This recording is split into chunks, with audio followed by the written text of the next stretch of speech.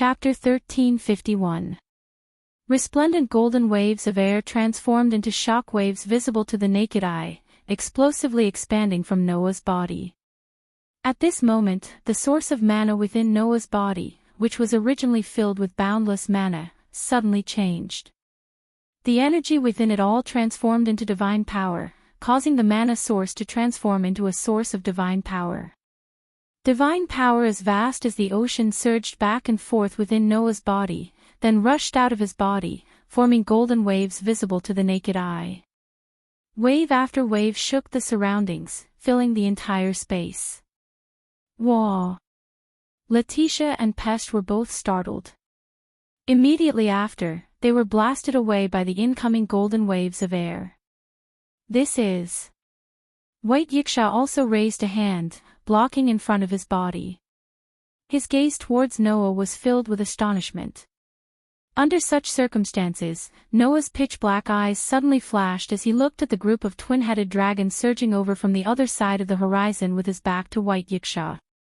Thou hast violated the contract, bringing evil to the world. The sacred words transformed into sound waves, slowly spreading out. The Lord says, sinners must be punished. Their backs will be shattered, their bones, tendons, hair, and brains dug out. Their blood and mud will be trampled upon.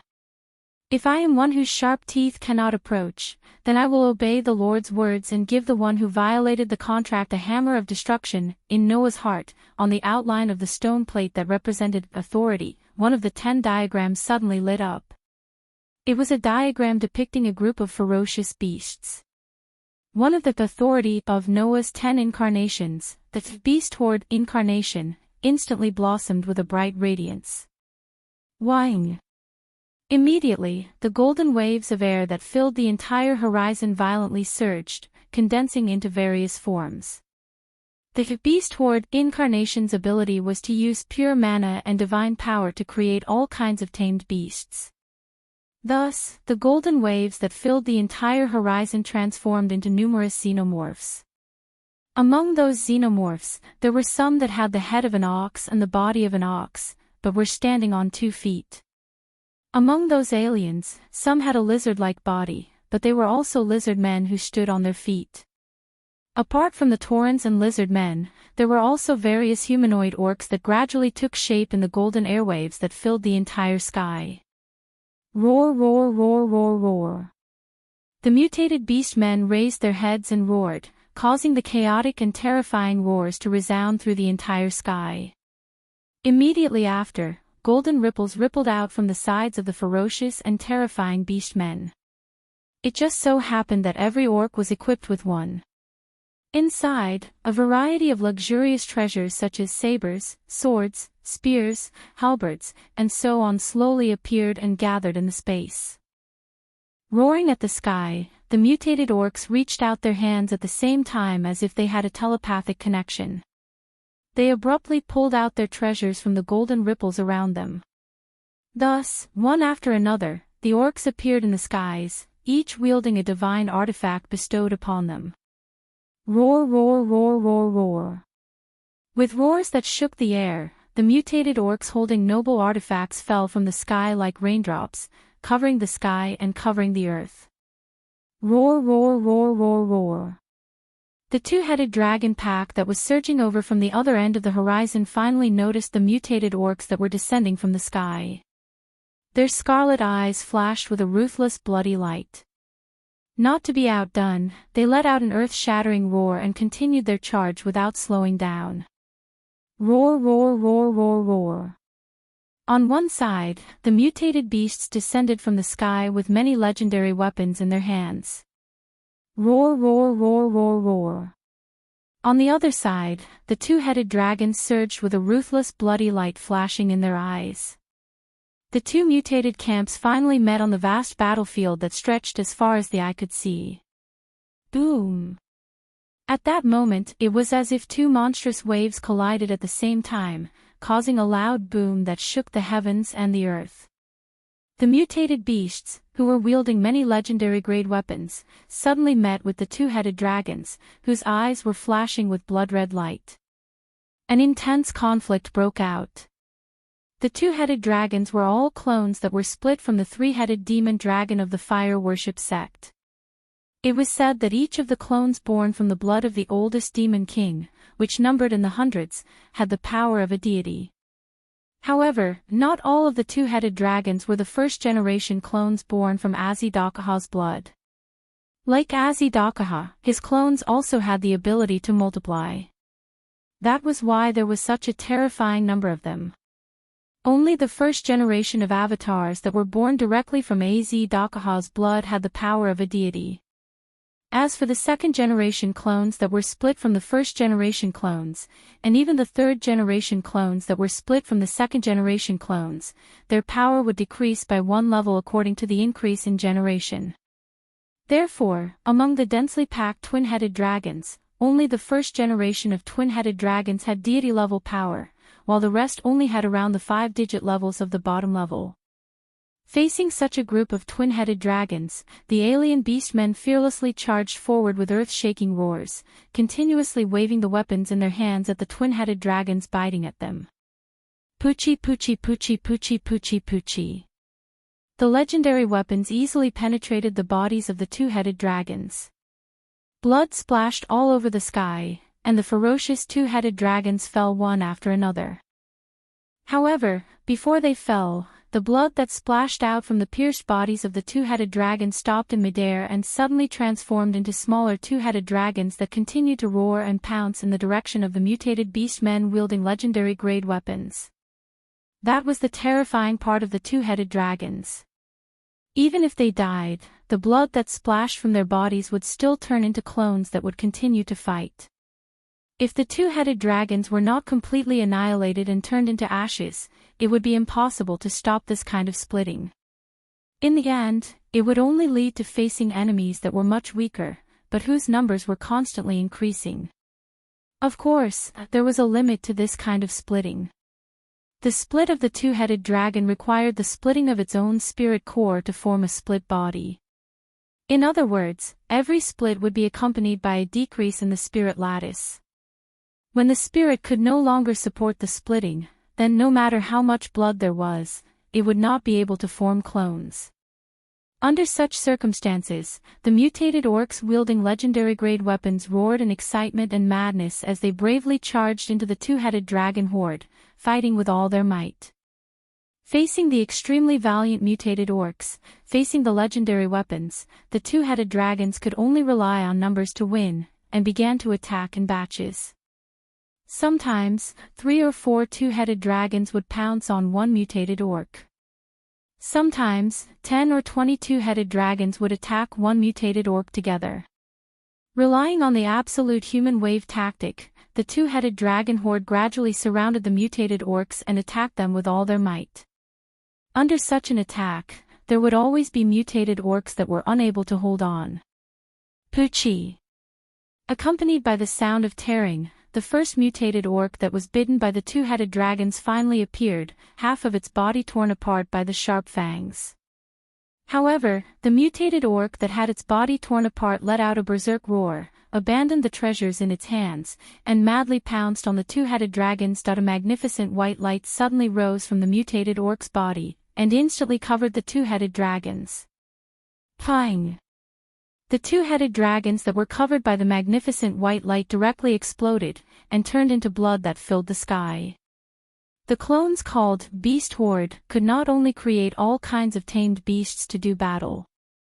The tamed beasts that were created, regardless of the species, would have the ability to crush everything.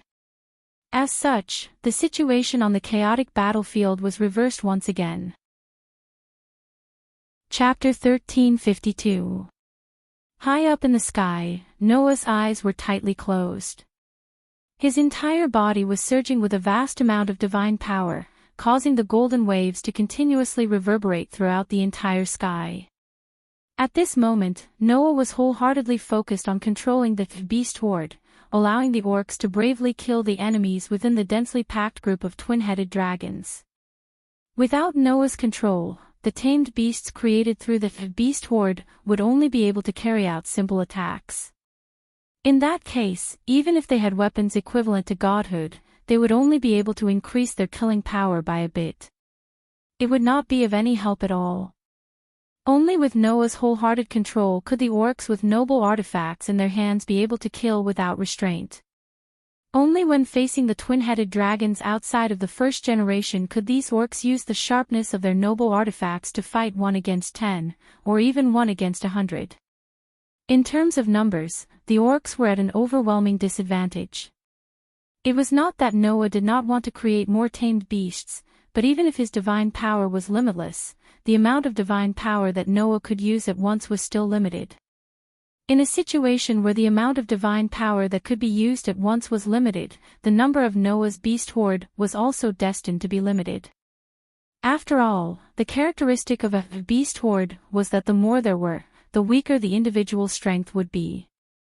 If only one tamed beast was created, then that tamed beast's strength would definitely reach the peak of 4 digits, comparable to most of the Asuras, gods, and Buddhas of the 3 strongest races.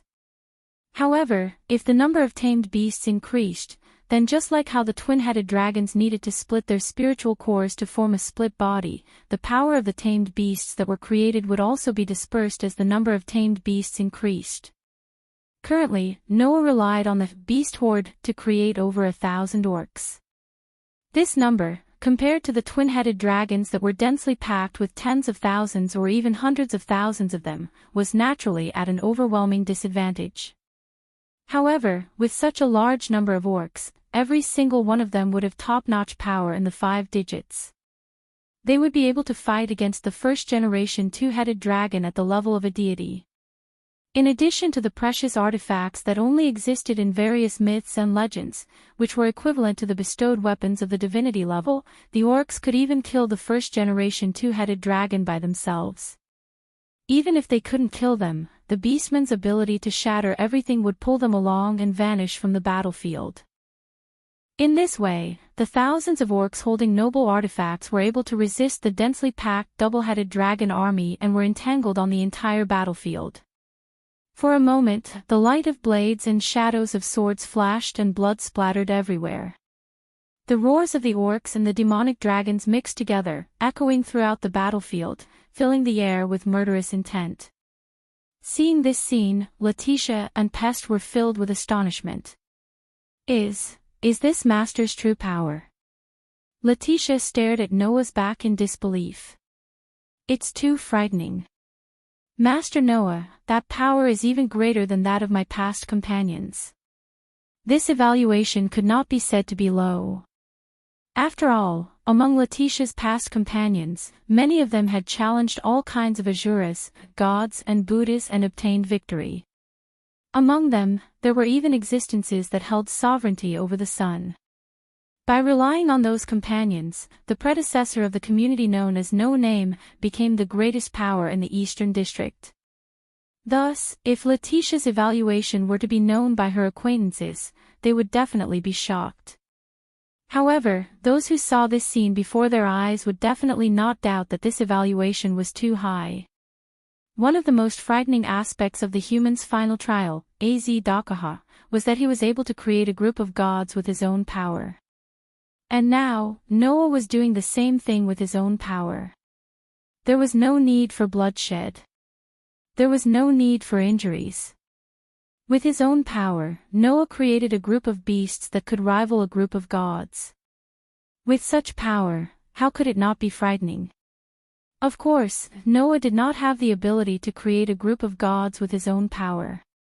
Although the beast men, who were comparable to gods, were terrifying, they were only composed of pure divine power. They were lifeless. They were unconscious. They were soulless. Once Noah stopped using his divine power, the group of beasts would also be cancelled. The orcs that could rival gods would also disappear. As for the 2-headed dragon that was born from Az-Dakaha's blood, it could exist eternally. Thus, in this aspect, Noah was indeed inferior to the most ancient demon king. However, even so, being able to create a group of gods that could rival a group of gods in a short period of time was still very frightening. That guy, could he be a monster? Pest trembled. Have I really been an enemy of that guy? It was only at this moment that Pest finally understood. Last time, during their battle, Noah did not use his full power at all. The power that he displayed was merely the tip of the iceberg. Become even stronger than that guy.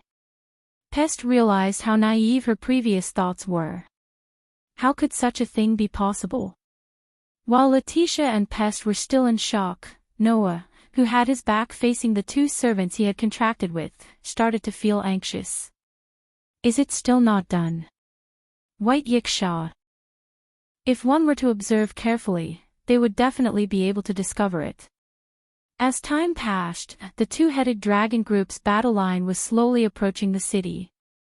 If this continued, it would only be a matter of time before the two-headed dragon group invaded the outer gate. It was not that the group of beasts was not powerful enough. It was just that the number of opponents was too great. If one wanted to completely stop the two-headed dragon group, it would not be enough to rely on just over 1,000 orcs. Unless they increased their numbers. However, once their numbers increased, the orc strength would also be scattered. They would not be able to stop the two-headed dragon group's attack. In that way, they would only be able to break through even faster. This was the advantage of numbers. It was precisely because of this advantage that someone as powerful as White Yiksha would feel extremely anxious when the two-headed dragon group attacked. If he did not have to consider the lives and deaths of the residents in the city, then with White Yiksha's strength, even if he were to face the densely packed two-headed dragon group, he would be able to fight for 3 days and 3 nights. In the end, he would be able to eliminate all the two-headed dragons without suffering any damage. However, under the situation where he needed to protect the residents in the courtyard, there was no time at all. Once he could not stop the two-headed dragon army and allowed 1 in 1,000 of them to invade the residential area, it would definitely cause a lot of casualties. That was what Noah and White Yiksha did not want to see. If he did not have to consider the advancement of the enemy army's battle line, Noah would have long used a large-scale destruction clone or a relic to annihilate the two-headed dragon group. He could not do so now because he had cancelled the group of beasts. If he used a large-scale destruction clone or a relic, then no matter how many two-headed dragons were annihilated, in the end, there would definitely be fish that escaped the net and break into the city to start a massacre. The number of enemies was simply too great. In addition, they could multiply endlessly. If he did not prepare a certain number of people to fight, he would not be able to resist at all. Seeing that the two-headed dragon group was getting closer and closer to the outer gate, Noah clenched his teeth. There's no other way. The divine power that was surging in Noah's body began to surge crazily. In Noah's heart, on the outline of the stone plate that was connected to the 10 patterns, apart from the group of beasts, another pattern began to emit light. Just as Noah was about to use his true strength and use 2 clones at the same time, a gentle voice sounded. You've worked hard, kid. Leave the rest to me. Hearing this voice, Noah's heart calmed down. The next moment, in the city, loud and clear shouts soared into the sky. Oh, oh, oh, oh, oh. Troops holding high the community flag surged out of the city and charged in the direction of the two-headed dragon group. As for White Yiksha, in a flash, he appeared beside Noah. You're finally here. Noah could not help but heave a sigh of relief. If you came a little later, I would really have to use my trump card. In other words, that's not your full strength, right? White Yiksha narrowed his eyes and suddenly spoke. That's great. Kid, hurry to the North District immediately. Chapter 1353. The North District. White Yiksha's words caused Noah, Letitia, and Pest to be stunned. Head to the North District now. What kind of joke was this? Right now, the Eastern District was at a critical juncture. It could be completely destroyed by the densely packed twin-headed dragons at any time, turning it into a dead zone. Letting Noah go to the North District at such a critical time. Are you kidding me? Noah furrowed his brows. Do you think it's possible for me to leave at this time? I know that the lives of more than 130 children from No Name are in the East District. It's impossible for you not to worry. But don't worry, I've already arranged for them to take refuge. White Yiksha looked at Noah with an extremely serious expression. Right now, the North District needs you the most. Needs me the most. Noah's heart skipped a beat. Could it be? That's right. White Yiksha gritted his teeth. Just now, I received news that apart from the East District, the South and North District were also attacked by demon kings. Now, they've completely fallen into chaos. The South and North District were attacked by demon kings. Letitia was shocked and couldn't help but take a step forward. Impossible. How can there be demon kings attacking 3 regions at the same time? That's what I thought too, but that's the truth. White Yiksha's expression didn't look good either. Although I don't want to think this way, the fact that demon kings attacked 3 regions at such a coincidental time proves that multiple demon kings have already joined hands and even formed an alliance to plan an attack on 3 regions at the same time. Demon Kings Alliance. Letitia muttered in disbelief. Is that even possible? How is it not possible? White Yiksha sneered. In the box court, it's not like there aren't other demon kings forming an alliance. Since there's one, it's not strange that there's another one. Pest's eyes flickered slightly when she heard this. She lowered her head and remained silent. Bayasha, who did not notice this scene, looked straight at Noah and said, right now, the situation in the Northern District is very critical. The enemy clearly knows that one of the leaders in the Northern District is not only too young, but also a newcomer who recently took up the position. They are currently gathering their forces to attack the community of that leader. There was no need to explain which community this was. Who else could it be other than Shadora's Salamandra? Is that why you need me to save you? Noah was stunned.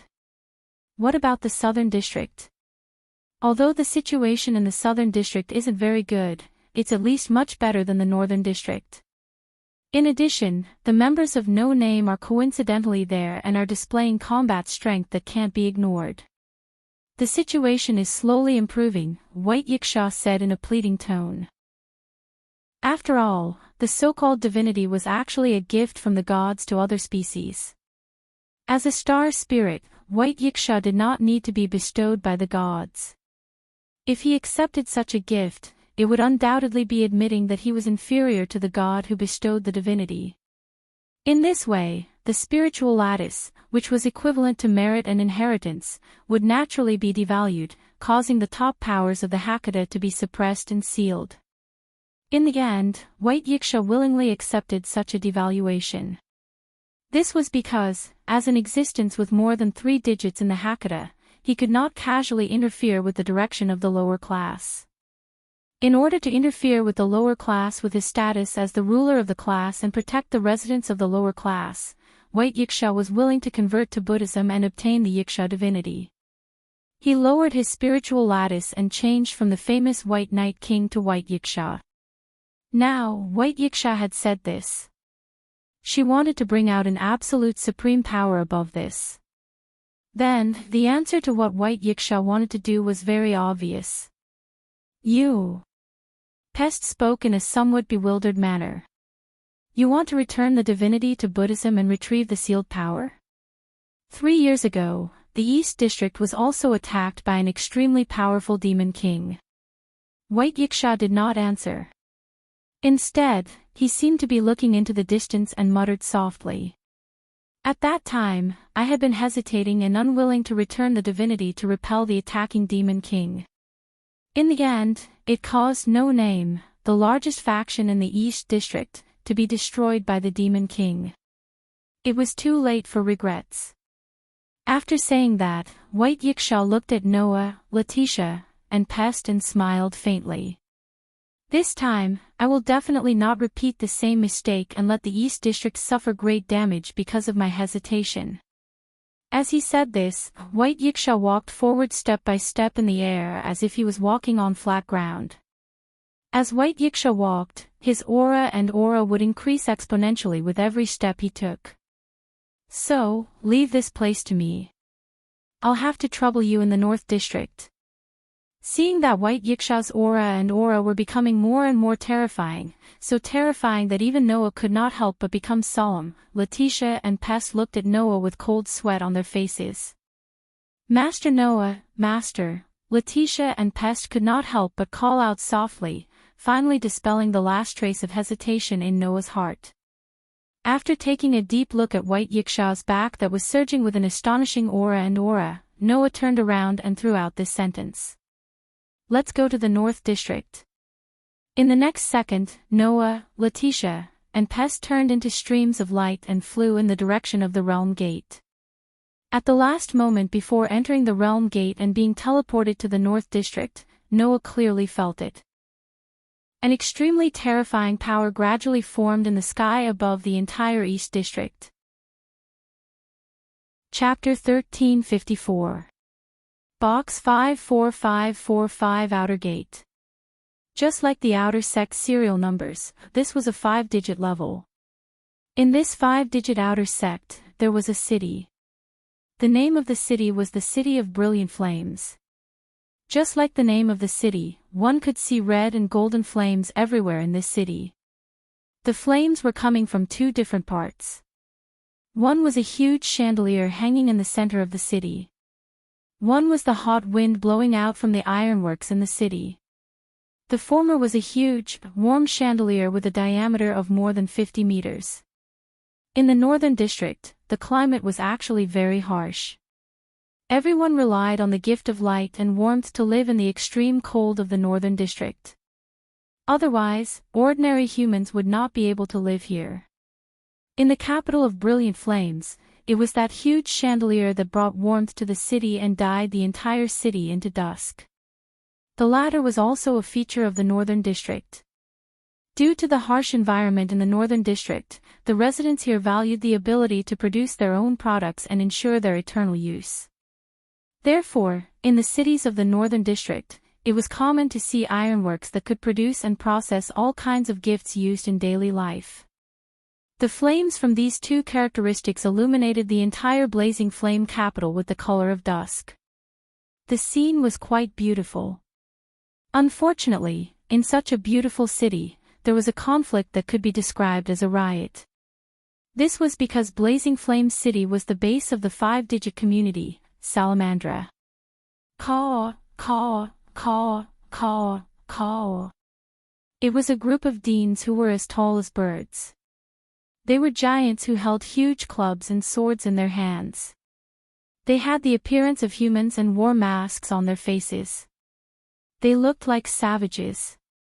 If there was any difference between them and the savages, it would be that their bodies, which were taller than many buildings, gave off an astonishing sense of oppression. Amidst the tremors of the ground, they rushed in different directions. Bang! The buildings that were hit by the giant's club shattered like models. Kacha! The ground that was stomped by the giant's foot cracked open without any suspense. Caw, caw, caw, caw, caw.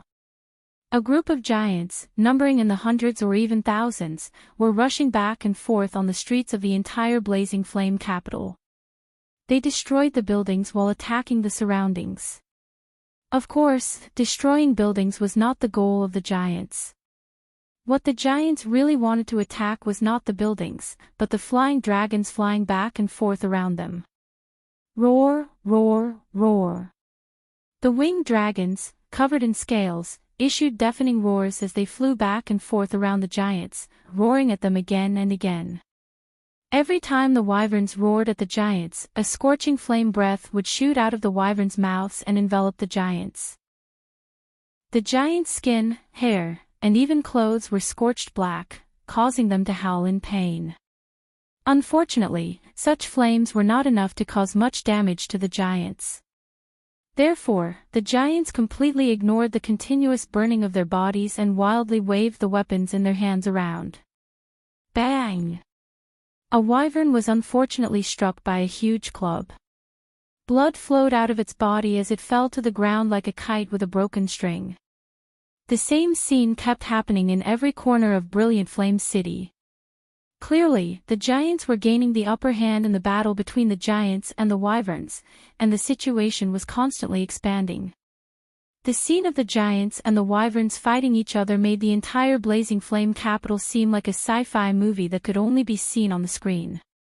It was extremely shocking.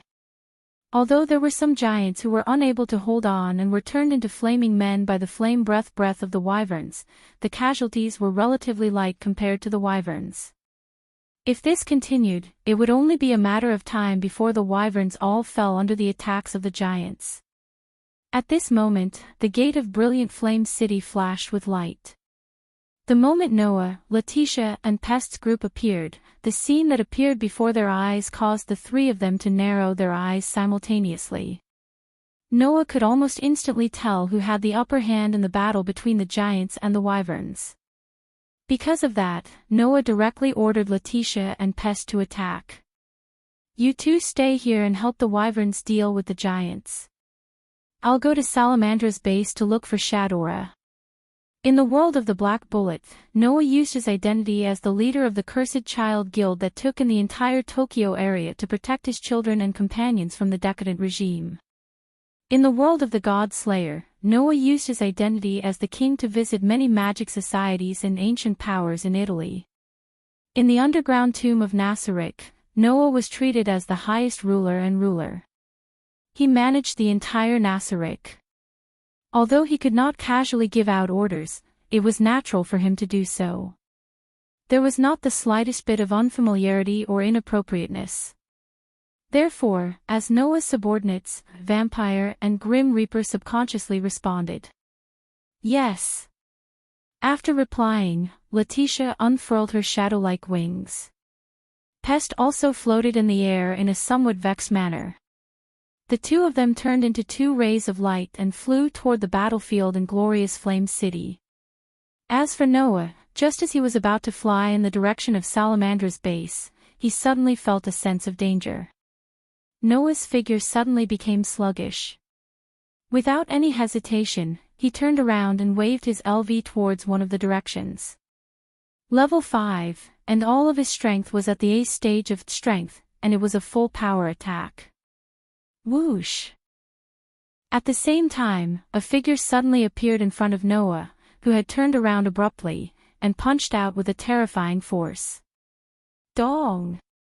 The collision between the fists caused a muffled sound that made people's hearts shrink. It was as if meteorites had collided with each other, setting off a violent shockwave that shook in all directions. Under this ferocious force, the ground directly exploded and caved in. Under this ferocious chi force, both parties who had punched out at the same time were fiercely shaken away. Like cannonballs, they rubbed against the air and scraped out a gully on the ground. They pulled apart a considerable distance before they came to a stop. After stabilizing his body, Noah slowly grasped his somewhat numb arm. He raised his head and looked forward. There, the young man who was also clenching his fist met Noah's gaze. The corner of his mouth rose, revealing a somewhat joyful smile. "We meet again." Hearing that, Noah narrowed his eyes. "We meet again." "Yes.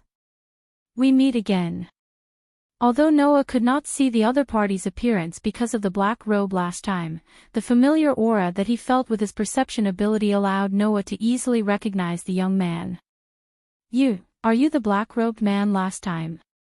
"Sorry, I don't seem to have introduced myself." The young man raised his clenched fist and looked at Noah with a pair of golden eyes that flashed with light. "Although I can't say my real name, others call me Your Highness. Please take care of me." "Your Highness." Noah straightened his body and spoke very calmly. "Since you can introduce yourself to me with such a title, then can I assume that this joint attack on the Demon King Alliance in the East, South, and North regions was ordered by you?" "You guessed wrong on this point," His Highness said without denying it. "Although I was called so great by others, I am not the one who actually made the decision.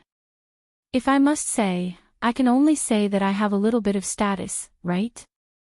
I see. Noah first closed his eyes, then suddenly opened them. Then, there is a reason to take you down. Chapter 1355. Take me down.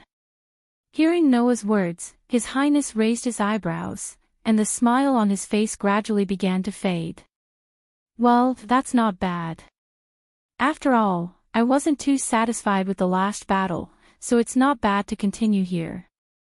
Saying such a sentence, His Highness stared at Noah and took a step forward. With this step, a surging aura gushed out from His Highness' body, turning into a substantial wave of air, causing His Highness' robe to flutter. This aura was even more powerful than the last time when he fought Noah at No Name's base. And just as this thought flashed through Noah's mind, His Highness suddenly turned into a bolt of lightning with a bang. With a fierce force that caused the ground to sink, he flashed and appeared in front of Noah with an extremely powerful aura. In the next moment, His Highness clenched his right fist, and with a punch without any fancy moves, he heavily punched towards Noah's chest. This punch was ordinary and nothing special. However, under the fierce wind, where the wind from the punch passed, the air was all shaken away, making a deep sonic boom.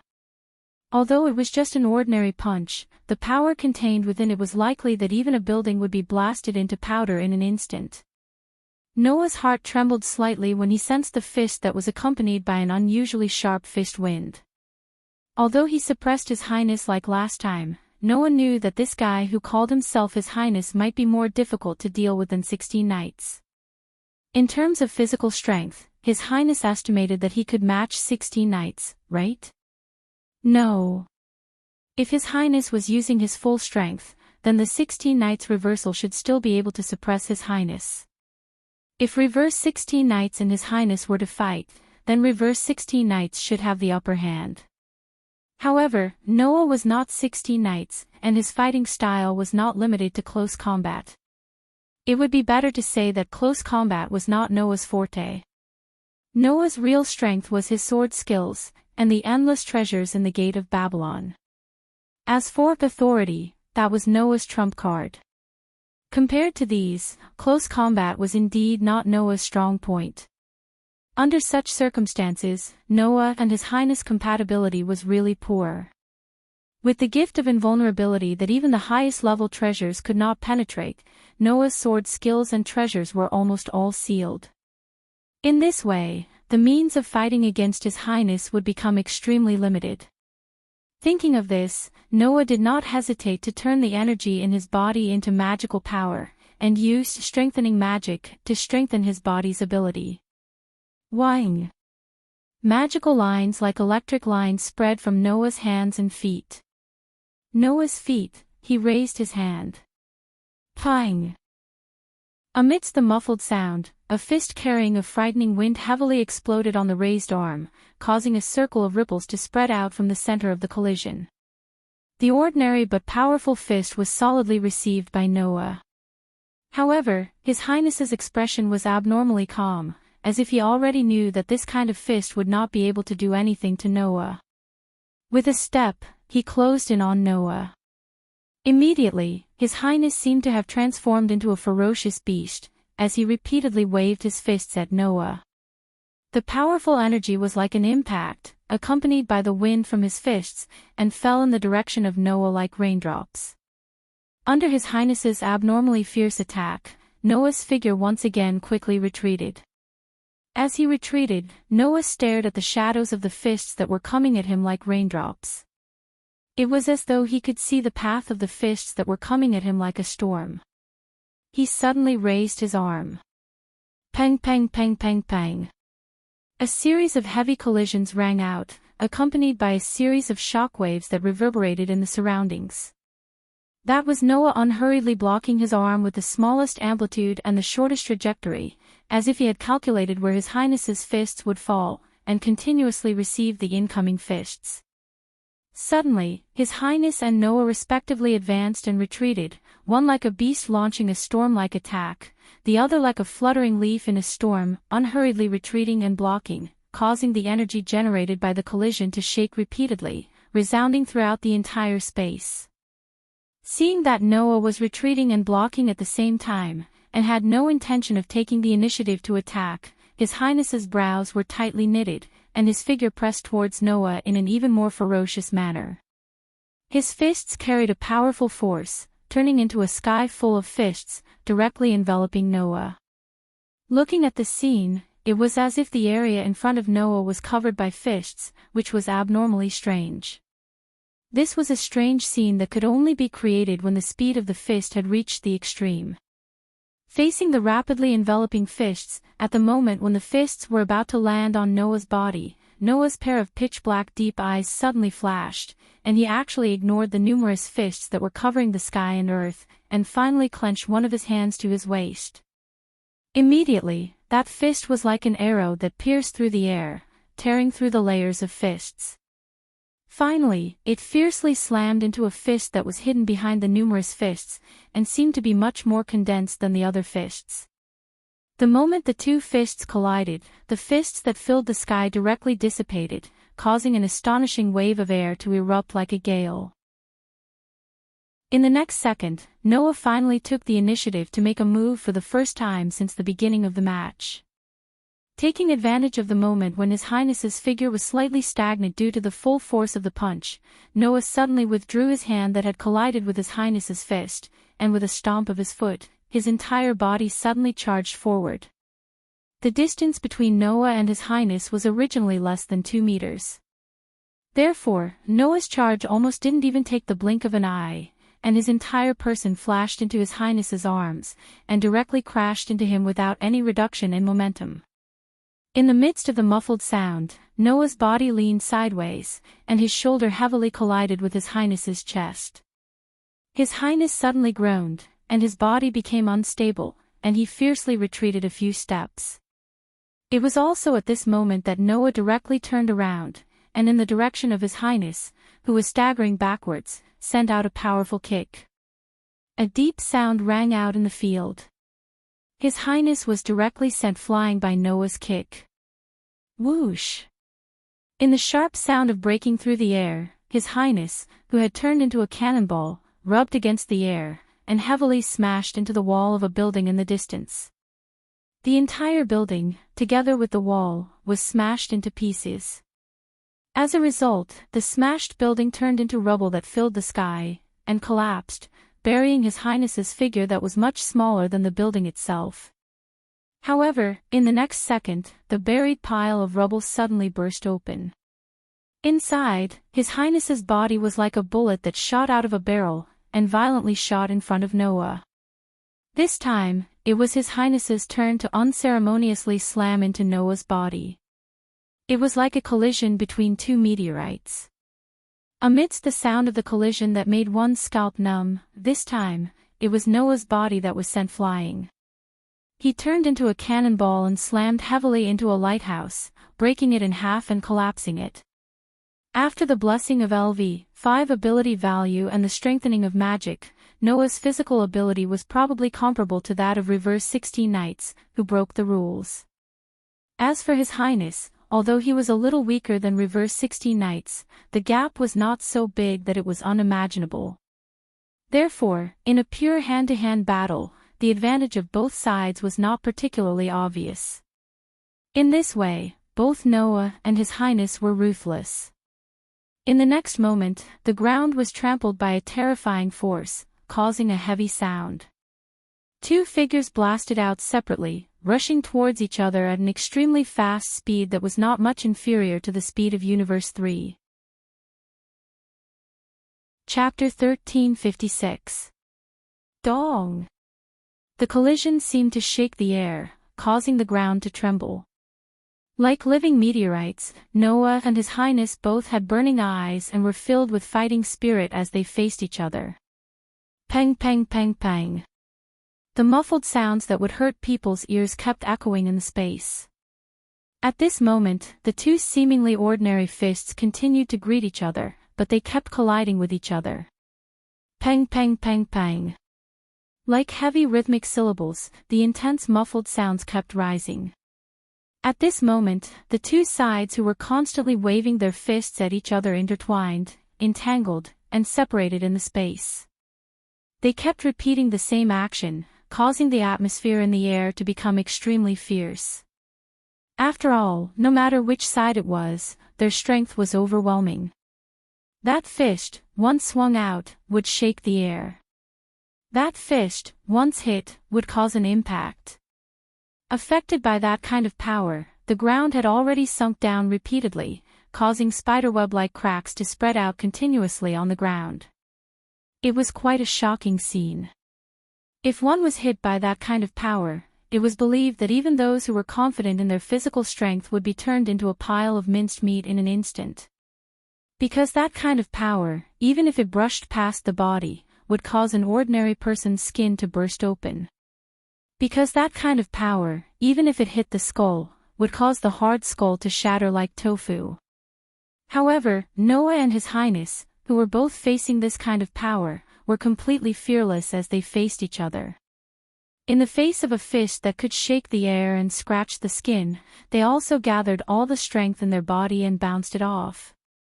In the face of a blow that could smash the skull at any time, they resisted it head-on with their burning immortal fighting spirit. Pang pang pang pang. The muffled sounds were incessant. Their arm strength was the same. Their leg strength was the same. Even their physical abilities were almost the same in all aspects. Under such circumstances, Noah and His Highness could only wave their fists, and continuously wave their fists, greeting each other with punches without any fancy moves. After all, when both sides had the same strength, there were only two ways to determine the outcome of the battle. The other was to win by using one's wits to launch a surprise attack. One was a contest of perseverance, to see who could hold on until the end without collapsing. If he didn't do so, it would be impossible to determine the outcome of the battle when both parties had almost the same amount of power. Therefore, Noah and Her Highness could only carry a burning fighting spirit as they swung their fists at each other again and again. Every time they collided, they would be able to incite a violent force that would shatter the earth, break through the atmosphere, shatter the buildings, distort the space, and turn the places they passed into ruins. Presumably, no matter who it was, if they suddenly got involved, they would be affected, right? If it was an ordinary person, they would have been directly engulfed by the shock wave like a meat grinder, spraying blood and minced meat all over the sky. This was how intense the battle was. However, those who fully understood Noah would definitely find this battle situation inconceivable. Why?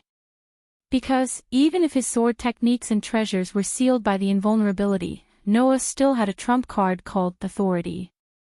That trump card, once taken out, should be able to reverse the battle situation in an instant, right? However, for some reason, undoubtedly, even at this stalemate, Noah still did not have the thought of using his authority. No. It was not that he did not have the thought of using it. In fact, Noah had long wanted to use his authority, to take down Her Highness in one fell swoop. However, for some reason, every time Noah wanted to use his authority, an inexplicable uneasiness would attack his heart, causing him to instantly dispel the idea. As a result, the battle situation remained in this stalemate. Not knowing if it was because she saw the uneasiness in Noah's heart, Her Highness, who had taken advantage of the situation, stared at Noah's face and suddenly smiled. You seem to have a good intuition, and vaguely felt something, so you have been suppressing your true strength, right? Hearing this, Noah's heart tightened, and his footsteps suddenly staggered as he retreated rapidly. However, Her Highness did not seem to give up. She turned into a bullet and continued to attack Noah. However, your intuition is right. If you use the same strength that you used last time, I can only use my trump card to respond. In this way, that guy will definitely wake up from his long slumber. What's more, if our strength collides and produces too great a shockwave, that guy's seal will be destroyed in the worst-case scenario. Then, we'll be screwed. Zhang Tai said. Zhang Tai continued, but, your intuition is right. If you use the same strength as you did last time, I can only use my trump card to respond to you. That guy. Seal. Noah maintained his retreat as he stared at Her Highness, who was fiercely attacking him, and said in a deep voice. In other words, in this capital of flames, there is something terrifying sealed. Well, what exactly is it? Her Highness said unhurriedly. Although I still understand the actual situation, it has been less than 3 years since I was born. Even if I have some knowledge, it is only knowledge that was given along with my birth. Even if you ask me, I can only give you a rough idea, right? What? Noah's expression changed for the first time since the beginning of the battle. It has been less than 3 years since I was born. What kind of joke is this? Of course, Her Highness understood why Noah was so surprised. In this regard, Her Highness acted as if she was not talking about her own affairs. While rushing towards Noah, who was retreating rapidly, she said very casually. Don't doubt it, this is the truth. I didn't grow up as a baby, but I had the form of a teenager when I was born, and I was given the knowledge that must be used to grow up as a baby. There are no parents who gave birth to me and raised me, so this is how it is. Hearing this, Noah's eyes fluctuated violently, and he suddenly stopped retreating. Her Highness was slightly startled, but almost like a conditioned reflex, she punched at Noah, who suddenly stopped. Pang! Along with an unknown number of muffled sounds, Her Highness' fist was suddenly caught by Noah's palm. Noah just stared at Her Highness' face, which was much more immature compared to his own, and couldn't help but murmur. I see, you are the same as me. Noah's words made Her Highness completely stunned on the spot. Same. What did he mean by that? Facing Her Highness' doubts, Noah just blinked his eyes and said faintly. Don't think so much, just like the literal meaning, I am the same as you. There are no parents who gave birth to me and raised me, and I am not a life that grew up as a baby. Instead, I had the form of a teenager when I was born, and I was given the necessary knowledge.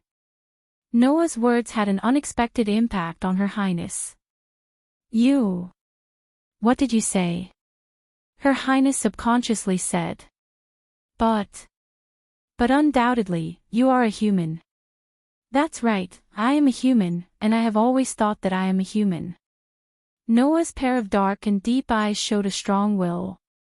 Although I did not experience the life that a human should have as a baby, and did not have parents who gave birth to me and raised me, I have a grandfather who adopted me, and companions who grew up with me.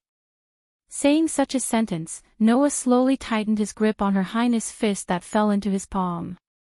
Since I also have a family, relatives, and even a lover that an ordinary human should have, then it doesn't matter why I am so special. Hearing this, Her Highness opened her eyes wide, and then, as if she understood something, she suddenly laughed. So that's the case, this is why I am so obsessed with you, this is what I don't have. Saying this, Her Highness' eyes showed a hostility that had never been seen before. Undoubtedly, you and I are the same, but you exist as a person, and I am just a tool. Saying this, Her Highness broke free from Noah's palm, and in a flash, retreated. In that case, let's end this boring farce here. Chapter 1357. As if he didn't want to be entangled with Noah any longer, His Highness looked at Noah with unprecedented indifference. Although the aura on his body was fading little by little, the hostility did not decrease. Instead, it increased. Although it's very likely that the guy sealed here will wake up if I revive the game here, or even break the seal, it's not in line with my character if I don't use the chess piece in my hand. Let's start right away. After saying this, His Highness didn't give Noah any time to react and directly looked to his side. There, a figure suddenly flashed out without any warning. It was a playful and cute girl. Just like when he faced His Highness, Noah almost immediately recognized the girl's aura with his sensing ability. That aura was exactly the same as the other black-robed person who suddenly appeared beside His Highness at the end of the battle at No Name's base. It was similar to the aura of the other black-robed person who suddenly teleported His Highness away. That girl was Ling. However, in Ling's arms, there was a girl who seemed to have lost consciousness. Her whole body was powerless as she was hugged by Ling. That young girl had a head of dazzling golden hair that was as resplendent as the sun, and she wore a maid's uniform that was alternating between black and white. It was Letitia. Looking at the powerless Letitia lying in Ling's arms, Noah's face gradually darkened. His gaze towards Ling was shockingly cold. Wow! So scary. Ling seemed to be frightened by Noah's extremely cold gaze and took a few steps back with a stiff expression. That brother seems to be more difficult to deal with than I thought, Your Highness. I don't need you to tell me about this kind of thing. His Highness said expressionlessly. Ling, are you ready? Yes, I'm ready. Belle's cute face tensed up. But, Your Highness, are we really going to use it? It might break that guy's seal. I was a little hesitant at first, but now, there's no need to hesitate. His Highness said coldly. In any case, we've already planned to the end. If there's really no other way, then we'll just directly remove that guy's seal. There's no need to hesitate anymore. Since Your Highness says so. Ring fell silent for a moment before nodding. That's the only thing we can do. Hearing this, Noah had a bad premonition. Intuition told Noah. Now was the best time to take Letitia back. As soon as this thought appeared in Noah's mind, Noah chose to carry it out without any hesitation. Thus, in Noah's heart, the stone plate with the 10 patterns connected to it suddenly turned and pointed to the pattern of a divine bird spreading its wings. It was the incarnation of the phoenix. As long as he could enter the seraphic speed world and achieve the true meaning of lightning speed by shortening the movement time, he would definitely be able to seize back Letitia before His Highness and Belle could react. However, Belle was also a decisive person. After obtaining His Highness's permission, Belle no longer hesitated and chose to carry out the order. In the end, Noah was one step too late. In the sky above Huang Yen City, the sky suddenly trembled and was shrouded by a large dark cloud that suddenly appeared without any warning. Rumble. In the thick dark clouds, dense lightning began to move and dyed the sky above Huang Yen City into a flashing blue and white color. Noticing this abnormality, everyone in Huang Yen City raised their heads and looked at the sky. Including Noah. In the next second, a scene that did not exist in reality appeared in front of everyone. The dark sky that was covered by thick dark clouds suddenly split into 2 halves. Soon after, a huge head stretched out from the 2 halves of the sky. Everyone was dumbfounded as they looked at the head that was poking out from the split sky. Although Noah was not stunned, his pupils suddenly shrank to the size of a needle tip. What kind of head was that? In short, it was a huge dragon head. It was not the ferocious dragon head that was unique to the West, but the divine dragon head that was unique to the East. The size of such a dragon head was comparable to that of Huang Yen City below. It could even cover the sky and the sun. In the next moment, a pair of scarlet eyes suddenly opened on the huge dragon head that covered the sky and the sun. Roar, roar, roar, roar. Everyone in Huang Yen City was shocked. The space was distorted and turned into a huge sound wave that attacked the city below like a storm. The terrifying roar reverberated between heaven and earth. At this moment, a terrifying pressure that was almost solid descended from the sky and shrouded the entire Huang Yen City. Under such pressure, above the dark sky, one could faintly see the divine dragon's head that covered the sky and the sun. A silhouette that looked like a castle slowly descended. A huge dragon and a castle.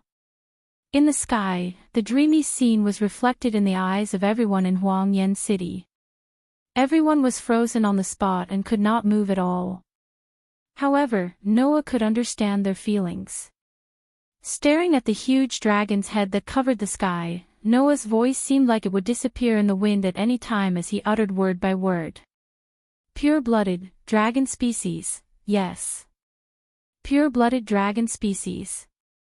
That huge dragon was one of the 3 strongest species in the box court. At this moment, a voice that sounded like pain and struggle lightly sounded and entered Noah's ears. Master, hearing this voice, Noah trembled and turned his head abruptly to look in Belle's direction. Letitia, who was lying in Belle's arms powerlessly, exuded a strange light all over her body. She raised her head with difficulty and stared at Noah with a pair of wine-red eyes as she squeezed out such a sentence. Aim, for the 13th, son, leaving behind such a sentence, Letitia completely turned into a ray of light, suddenly rushed into the sky, and violently shot towards the horizon. Noah could only watch as Letitia, who had turned into a ray of light, was swallowed up by the dragon's head that blotted out the sky. Roar, roar, roar, roar, roar. The giant dragon seemed to have gained life as it let out an even more violent roar, causing a terrifying sound wave to reverberate between heaven and earth. Inside, pieces of black parchment suddenly took shape and fell down like raindrops. Bestowed game name, SUNSWNC Charo and OUSORB Tinvam Pori Kanji contestants view, all life forms caught in the beast belt. Note, when the beast belt disappears, the game will be suspended indefinitely. Conditions for the participant to lose: none, death will not be considered as a loss. Prohibited items on the participant's side, none. Participant Punishment Clause 1, a time limit will be set for all participants who have fought against the game leader. Participant Punishment Clause 2, the time limit will be reset every 10 days and will continue to cycle. Participant Punishment Clause 3, the punishment will be randomly selected from impalement, crucifixion, and burning. Participant Punishment Clause 4, the removal method will only be applied when the game is cracked and interrupted. Participant Punishment Clause 5, the death of the participant is not included in the removal conditions, and will be permanently punished. Organizers' Victory Conditions, none. Participants' Victory Conditions 1, kill the game leader, Demon King Dracula. Participants' Victory Conditions 2, kill the game leader, Letitia D. Cray. Participants' Victory Conditions 3, collect the shattered stars and offer the beast belt to the throne. Participants' Victory Conditions 4, follow the guidance of the beast belt to return to the throne in the correct form, and pierce the heart of the revolutionary leader who is bound by iron chains. Oath, respect the above content, based on glory, flag, and organizer's authority, host the bestowed game. Seal. Chapter 1358. Bestowed game name, SUNSWNCHRONUSORB Tinvam Peri Kanji contestant view, all life forms caught in the beast belt. Note, in the event that the beast belt disappears, the game will be suspended indefinitely. Contestant defeat conditions, none, death will not be regarded as defeat. Contestant prohibitions, none. Contestant penalty clause 1, a time limit will be set for all contestants who have fought with the game leader.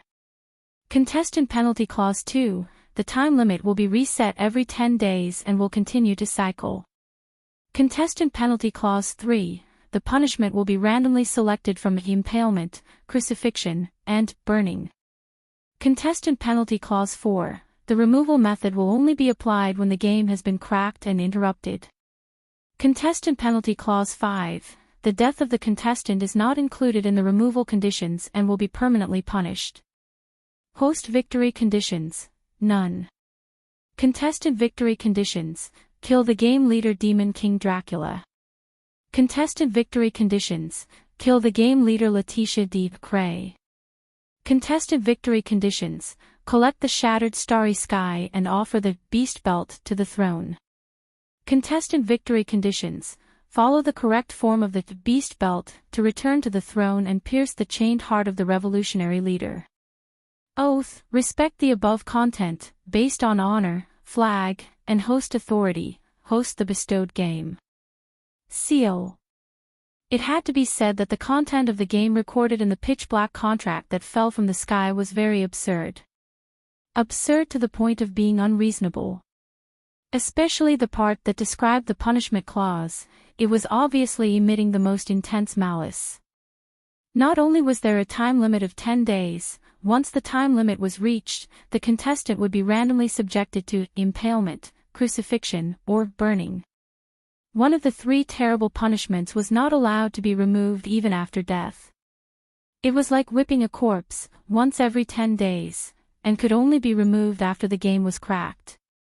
This kind of malicious and twisted penalty clause was simply enough to arouse the anger of the heavens and the resentment of the people. As a game, it was impossible for such a punishment clause to exist. However, the organizer had given up on the possibility of winning, and also gave up on letting the contestants lose. In the end, there was no reward, no gain, and these angry punishment clauses were added into the game. This was a game that existed only for the sake of violence. In the end, either the organizer or the participant would die. There was no room for negotiation or compromise. Therefore, all the people who had obtained the contract documents in Brilliant Flame City turned pale in a split second. Their faces were full of terror. Noah, who was holding a pitch-black contract document that recorded the game's content, also lowered his head, letting the fringe on his forehead cover his expression. The contract stated that the leader of the game was Letitia. In that case, there was no need to guess who the organizer of this game was.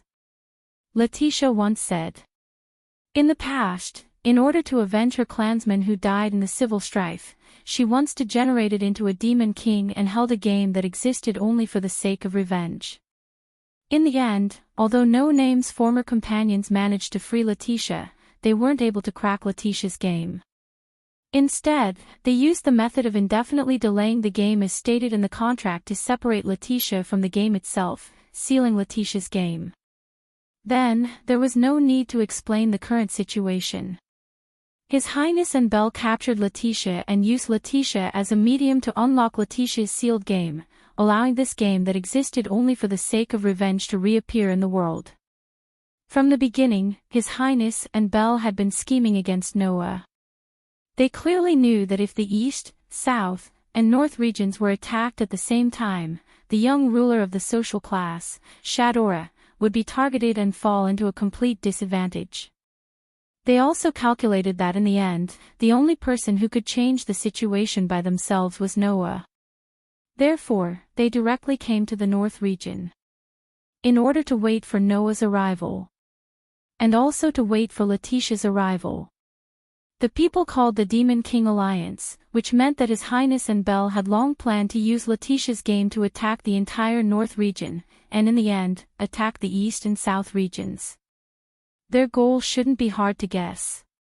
Whether it was the East, South, or North region, the only ones that were attacked were the rulers of the social class and their substitutes.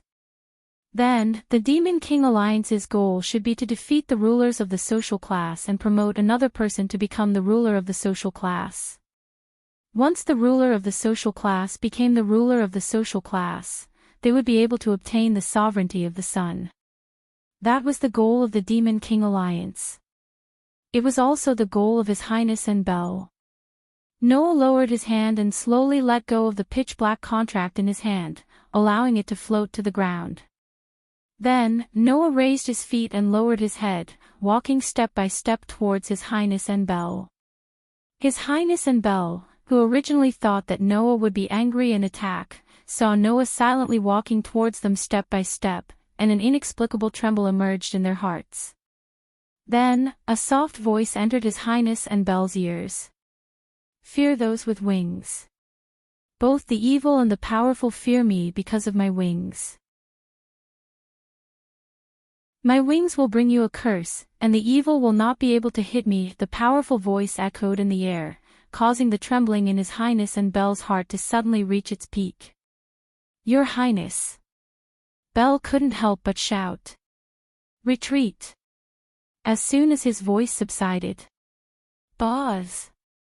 Noah, who was slowly walking in the direction of His Highness and Belle, was suddenly covered by a flash of light. His figure was like a mirage as he abruptly rushed out. With this dash, a series of human-shaped shadows flashed behind Noah's back. With bursts of light and shadow, Noah flashed in front of His Highness with unprecedented speed. His Highness only saw a blur before Noah's figure suddenly appeared in front of him. Bang! Accompanied by a muffled sound, a fist heavily bombarded His Highness' chest at an almost impossible speed. Go! His Highness groaned, and before he could even react, his whole body was directly sent flying upside down. However, Noah once again carried a burst of light and shadow. With a speed that couldn't be seen by the naked eye, like a flash of light, he instantly swept above His Highness, who was still flying upside down in midair. With a spin, as if he was diving down, his fist fiercely landed on His Highness' body. Bang! With this punch, His Highness, who was still flying upside down in midair, was smashed to the ground together with Noah, who had punched His Highness. Both of them smashed a crater into the ground. Pfft! His Highness finally spat out a mouthful of blood, and his mind was completely blank. What's wrong? What happened? Why did Noah's speed suddenly become so terrifying? This question had not been answered at all, but His Highness felt it. His collar was fiercely grabbed by a hand, and he was lifted up from the crater-like crater. At this moment, His Highness tried his best to open his blood-stained eyelids. Imprinted in His Highness' eyes was Noah's face. Straddling His Highness, Noah lifted His Highness' upper body from the gravel by the collar. He raised a fist, and his face was filled with a violent expression. All evildoers, be afraid of my power. Now, I shall obtain the majesty of 10 mountains, the strength of 100 rivers, and the strength of 1,000 dragons. The majestic me shall raise the ferocious power of dragon slaying. In Noah's mind, the outline of the stone plate connected to the 10 patterns suddenly turned, and pointed to the incarnation of the Dragon Emperor. Then, Noah's raised fist fell down. Boom! In the roar, the ground seemed to collapse, and layer by layer, it sank down. Chapter 1359. At this moment, the entire brilliant flame capital seemed to have encountered an earthquake and began to tremble. Kacha kacha kacha. Accompanied by cracking sounds that made one's teeth ache, cracks spread out on the streets of Huangyan City. In the blink of an eye, they covered half of the entire city. In such a violent vibration, the fire dragon that had the ability to fly was another matter, but the giants were shaken to the ground one by one, causing a burst of miserable howls. As for the center of the cracks that almost covered half of the entire Huangyan city, the ground was sinking layer by layer as if it was collapsing. The scene was extremely shocking. The incarnation named Dragon Emperor was one of the more complicated effects in Noah's authority. Compared with the other incarnations that generally only had 1 or 2, or at most 2 or 3 effects, that Dragon Emperor, among the 10 incarnations, had a total of 5 effects. 1. Able to transform the body into the physique of a dragon and exercise the power comparable to a giant dragon. 2. Able to have the power of dragon kill that causes great damage to dragons. 3. Able to obtain the ability of air scale that has a defensive power comparable to a giant dragon's dragon scales. 4. Able to let people have a close combat ability that surpasses wildness and intuition. 5. Able to materialize the Red Dragon Emperor's boosted gear and exercise the ability to multiply and transfer. However, although the abilities were complicated, in a nutshell, using this incarnation, Noah would instantly become a humanoid giant dragon that could multiply and transfer his own power and cause great damage to his own kind. After such a long time of self-enhancement of authority, the power of the current Dragon Emperor had far exceeded the past. Coupled with the blessing of Noah's LV5 ability value, the two were superimposed. With this punch, even a small hill could be smashed into pieces, right? Under the bombardment of such power, the ground with a diameter of more than 1,000 meters collapsed in the most direct way, causing the gravel in the sky to explode. It was as if the sky was falling and the earth was cracking. In the bursts of roars, the gravel fell in all directions. It was unknown how long this scene lasted. When everything calmed down, Noah's chest heaved up and down slightly in the center of the crater. With a face full of anger, he withdrew his fist that was deeply buried in the ground and lifted his other hand. Suddenly, in front of Noah, a pile of rubble was separated by Noah's movement. That was because Noah's hand was still holding onto the collar of a piece of clothing. With some strength, he pulled out the owner of the clothing that he had punched into the ground. That person was naturally His Highness. However, at this moment, His Highness was in a terrible state. Not only were his clothes tattered, but his skin was also cracked open. A large amount of blood continuously flowed out from His Highness's skin, dyeing His Highness into a bloody person. Not only that, but a large amount of blood was flowing out of His Highness's mouth. Even the corners of his eyes and nose were bleeding. It was simply too horrible to look at. Faced with such a miserable His Highness, Noah did not hide the anger in his heart and spoke coldly. "You're right, we're the same, but I exist as a human. Therefore, as a human, I'll clearly tell you, undoubtedly, that this is the price you have to pay for attacking my companion." With such a sentence, Noah lifted His Highness, who was covered in blood, with one hand and raised his other hand high again. "Go and repent in hell." Just as Noah's terrifying punch was about to land on His Highness' body again, a sharp sound of something breaking through the air was suddenly heard. A few short knives suddenly cut through the sky and flew over at an astonishing speed. It was as if they had pierced through space and shot toward Noah, who had raised his fist high up in the air. Feeling the sound of something breaking through the air behind him and the sharp weapons approaching at an extremely fast speed, Noah's hand movements paused slightly, and he glanced behind him. On his body, a burst of crimson-red air waves suddenly shook. It was a wave of air that resembled a crimson dragon-shaped armor. The air wave turned into a crimson dragon man, as if it had covered Noah's body. The sudden appearance of the dragon man caused ripples in the air. That was the air scale after fusing with the red dragon emperor's boosted gears balance breaker. Clang clang clang clang.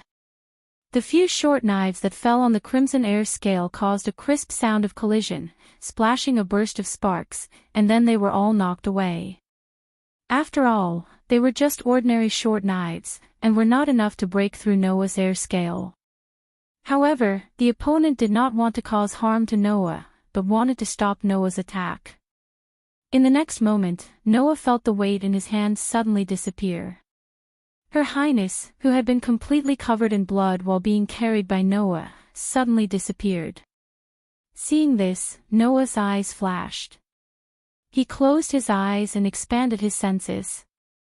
Unfortunately, His Highness's aura had long since disappeared. Even Ling had disappeared. Clearly, when Noah was about to deal the final blow to Her Highness, Bel used her mysterious grace to take Her Highness away. Moreover, the other party seemed to be fully aware of how dangerous Noah was. They immediately fled with His Highness, completely disappearing without a trace. Did he escape? Noah suppressed the anger in his heart and took a deep breath to calm himself down. "I will remember what happened today. Little brat who calls himself Your Highness, don't give me a chance to settle the score." After saying those words, Noah raised his head and looked at the sky. Roar, roar, roar, roar, roar. The gigantic dragon head that poked its head out from the split sky kept roaring at the blazing flame capital below. The sound waves turned into waves of wind that blew across the entire city like a storm. Noah cancelled the use of the Dragon Emperor avatar and flew towards the sky. When the war in Huang Flame City was escalating, a pair of red jade-like eyes suddenly opened in the depth of a volcano in Huang Flame City where even light and sound couldn't reach. What kind of eyes were those? In terms of appearance, it could be likened to a red bead embedded in a broken wall. However, this pair of red jade-like eyes contained a gaze that no one could understand. It was a gaze that could not be described as ruthless. It was an expression that could not be described as ferocious. If one had to find a word to describe this expression, there was only one word. Terror. It was a gaze that could make an ordinary person's heart explode with the most primitive terror the moment they saw it. The owner of this pair of eyes slowly raised his head and looked towards the pitch-black sky, as if he could see the conflict on the ground far away. Along with this action of raising its head, the sound of chains clanging echoed in the air. That was natural. Because the thick and somewhat unnecessary iron chains were wrapped around its limbs and penetrated them, causing its limbs to be sewn into the rock wall. Although there was no blood, anyone who saw this scene would believe that the iron chain that was so tight that it had sunk into the flesh would bring indescribable pain to it, right? However, that kind of thing was of no importance to it. Compared to the physical pain, it could not accept the fact that it could not bring despair and terror to the world. However, that was not important. As if it felt something, it opened its mouth and revealed its sharp and terrifying fangs. He had comprehended. Perhaps it was not far from seeing the light of day again. It's time to welcome the final trial, me, human heroes, the voice kept echoing and did not calm down for a long time. Chapter 1360. Whoosh. Withstanding the whistling atmosphere, Noah's body turned into a ray of light and soared into the sky. In the blink of an eye, he arrived high in the sky and looked at the horizon. Roar, roar, roar, roar, roar. The huge dragon head that peeked out from the sky that had been split into two was still roaring. Just this alone had formed a storm that was comparable to a disaster, bathing the entire blazing flame capital in the violent storm. It seemed like it could be blown away at any time, and it was on the verge of collapse. Nobody knew whether it was disdain or deliberate, but the huge dragon's head didn't seem to have any intention of charging down from the clouds. It was only roaring there. If the huge dragon really wanted to attack Raging Flame Capital, then it only needed to charge toward Raging Flame Capital and Raging Flame Capital would be turned into ashes. After all, just the head of the huge dragon was already comparable to the size of an entire city. Then, how big was the body of the huge dragon that was still in the clouds? Just thinking about it was enough to make people tremble. If that was the case, the people in Raging Flame Capital should rejoice. Rejoice that the huge dragon didn't attack Raging Flame Capital. However, it shouldn't be that the huge dragon didn't want to attack. Instead, it should be that it didn't want to attack for the time being. Noah could tell. Although that huge dragon was a pure-blooded dragon species, it didn't have any intelligence or intelligence. Speaking of which, why would a pure-blooded dragon species appear in Letitia's game? Why would Letitia be swallowed by that huge dragon? I still don't know the reason behind these. Noah raised his head and looked at the huge dragon that was letting out a world-shaking roar. His eyes were filled with uncertainty. Could it be that the main body of that huge dragon is actually, just when Noah had some guesses in his heart, another figure flew out from Raging Flame Capital. Accompanied by a burst of black wind, the figure arrived beside Noah. Who else could it be other than Pest? Pest was holding the pitch-black contract in her hand. Her complexion was pale as she looked at the huge dragon that covered the sky. Then, she turned her gaze and looked at Noah. Her voice was hoarse as she spoke. Has Letitia's game been restarted? It would appear that Pest also knew about the matter regarding Letitia. Noah did not answer Pest's question. Instead, he stared at the roaring dragon and spoke in a low voice. How's the situation in Glorious Flame Capital? Shadora and Mandela seem to have defeated the demon king controlling the giant tribe. They have split up to deal with the giants wreaking havoc in the city. Pest was silent for a moment before answering truthfully. In addition, Letitia and I have defeated many giants before this. The defeat of the giants is only a matter of time. Hearing this, Noah stared at the gigantic dragon that covered the sky and said. In other words, all that's left is to solve Letitia's problem, right? That's right, Pest answered subconsciously. Then, she seemed to have realized something and was shocked. Do you want to fight that pure-blooded dragon? If that was the case, Pest could not help but feel astonished. That was a pure-blooded dragon, an existence known as one of the three most powerful races. Conservatively speaking, an existence like that was at the apex of the four-digit number. It might even be a terrifying existence in the three-digit number. Fight against such an existence? Ignoring everything else, if Pest were to fight against such an existence, even if she possessed the body of a god, she would still be torn to pieces in an instant. She would be deader than dead. How could one possibly fight against such an existence? Of course, with the strength that Noah had displayed earlier, he might really be able to fight against that gigantic dragon. However, in Pest's opinion, there was no solution more foolish than directly fighting against the strongest species right from the start. The urgent matter at hand was not to think about how to fight against such an existence. Instead, it was to take advantage of the fact that the other party had yet to launch an attack to defeat the giant tribe and then think of a way to solve the game. Since the gigantic dragon appeared together with the game that Letitia held, the gigantic dragon should also disappear when the game was solved. That was the most suitable method for now. Naturally, Noah understood that. However, at a time when he still did not know how Letitia was doing, leisurely sitting down and thinking about how to solve the game's puzzle was something that Noah could not do. At the very least, he should confirm whether Letitia was doing well or not. Thinking up to this point, Noah turned his gaze and looked in another direction. It was a castle floating in midair above the gigantic dragon. A castle. Noah's eyes flickered. Could that be the ancient city of the vampires? Noah had heard Letitia mention before that before the internal strife of the vampires began, the vampires known as the Knights of the Box all lived in a floating castle. After Letitia degenerated into a demon king, she held the most ferocious revenge game and annihilated all the traitors that started the internal strife.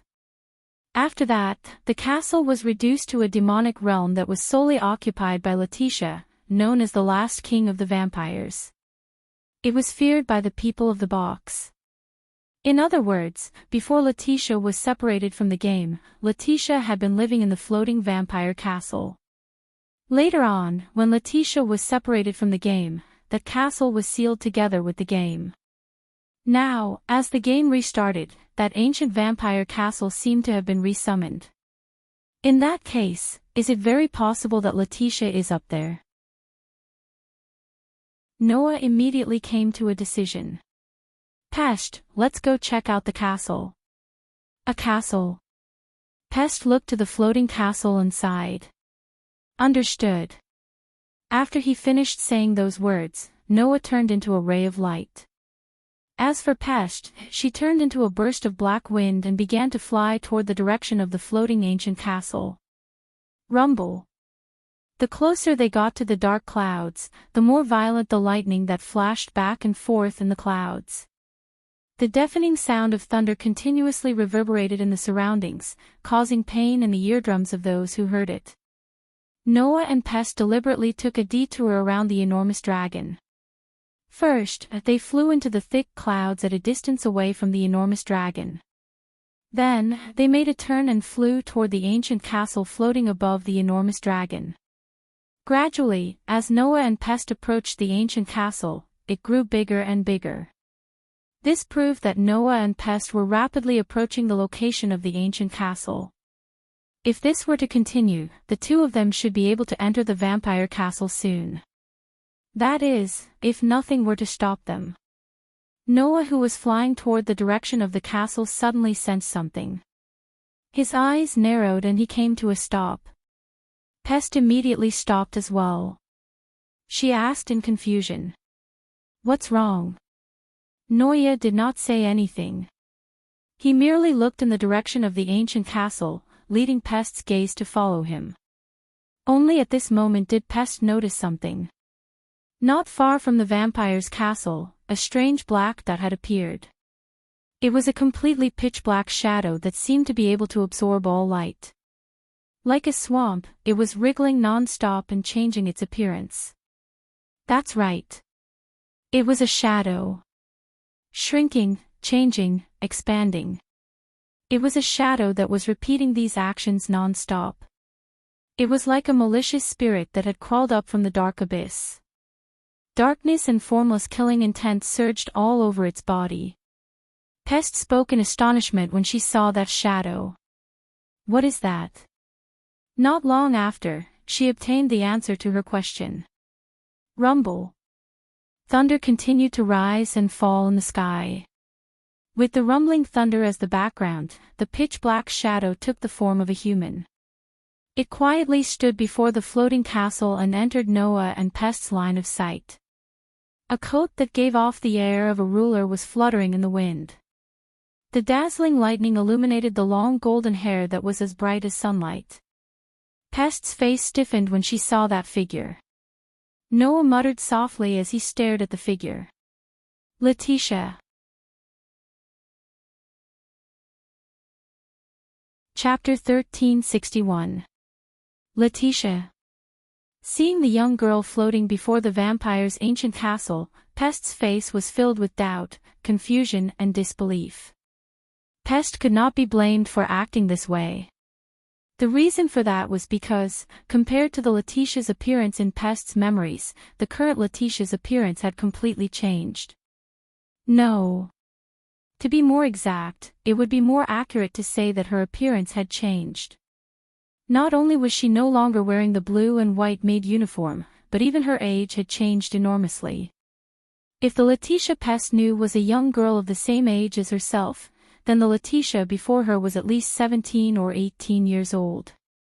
The adorable young girl's appearance had changed into a woman emitting a bewitching aura. Her beautiful waist-length golden hair no longer had that lovely ribbon around it. Instead, it flowed down her soft waist like a waterfall. Such a dramatic change made it impossible for one to associate it with the adorable Letitia. However, the waist-length golden hair, deep red eyes and stern expression all possessed Letitia's shadow. In other words, it was the feeling of Letitia suddenly becoming an adult. Half an hour ago, the maid who could be considered to be of the same age as Pest had now transformed into such a mature and bewitching appearance. It was no wonder Pest would react in such a manner. Only Noah knew that the mature and bewitching appearance was Letitia's true appearance. Her adorable and young appearance was merely another one of Letitia's appearances in order to accumulate power and avoid unnecessary consumption of power. Only when Letitia revealed this mature and bewitching appearance would she unleash her full strength in battle. In other words, the current Letitia was in a state where she was prepared to unleash her full strength at any moment. Something's wrong. Noah suddenly spoke. She's not Letitia. That's right. The person with Letitia's appearance was not Letitia herself. Shadow. That's Letitia's shadow. Dragon's shadow. That was the name of that shadow. The shadow called Dragon's shadow was actually Letitia's grace. This grace was capable of a myriad of changes. Furthermore, it was very powerful. After the Godhead was taken away, this gift became incomplete. Even so, with the help of the dragon's shadow, Letitia was still able to stand firmly at the bottom of the 5 digits. She was not reduced to a small fry at the bottom. When the dragon's shadow was in its complete state and she still possessed the divinity, Letitia even became a full-fledged ruler and was given a 4-digit position. One could imagine how powerful this gift was. Although they did not know what was going on, Letitia's dragon's shadow had appeared in Letitia's form. She stood in front of Noah and Pest. A pair of emotionless and cold crimson eyes stared at Noah and Pest. The gift known as Dragon's Shadow was in Letitia's form. She slowly raised a hand to the front. Whing! In the next moment, following an intense wave of energy fluctuations, a pitch-black shadow spread out from Letitia's body like a tide. Amidst the trembling sounds, the expanding shadows gradually turned into sharp weapons. There were sabers, swords, spears, halberds, and all sorts of other forms. They seemed to have emerged from the spatial fluctuations, and their sharp points were aimed at Noah and Pest. That scene was simply like a pitch-black gate of Babylon. Soon after, the sharp weapons formed by the shadows shot out explosively. They covered the sky and covered the earth as they shot toward Noah and Pest. Their speed was simply faster than a bullet. Pest's expression changed. Even Noah's eyes narrowed. Immediately after, the master and servant duo kicked the air at the same time and rapidly retreated backward. However, the rain of weapons easily caught up to the two of them. Seeing the sharp points of the pitch-black weapons gradually enlarging in his eyes, Noah did not hesitate in the slightest. On his arm, the magic patterns that represented enhanced magic spread out. His powerful fist heavily smashed forward. Clang! Following the sound of metal colliding with metal, one of the pitch-black weapons was sent flying by Noah's fist. Clang! Clang! Clang! Clang! In the next second, amidst a series of crisp sounds, the attacking pitch-black weapons were smashed away by Noah's fist one after another. They scattered into black spots all over the sky and regrouped in the direction of Letitia's shadow. Only after all the weapons were sent flying did Noah stop and float in midair. Sensing that his arms had become slightly numb from the collision just now, even Noah couldn't help but be astonished. What great power! Regardless of whether it was power or speed, the weapons formed by the dragon's shadow were extremely astonishing. That power was definitely not at the bottom of the 5-digit level. In fact, it didn't even seem like the power of a 5-digit level. Pest clearly had the same feeling.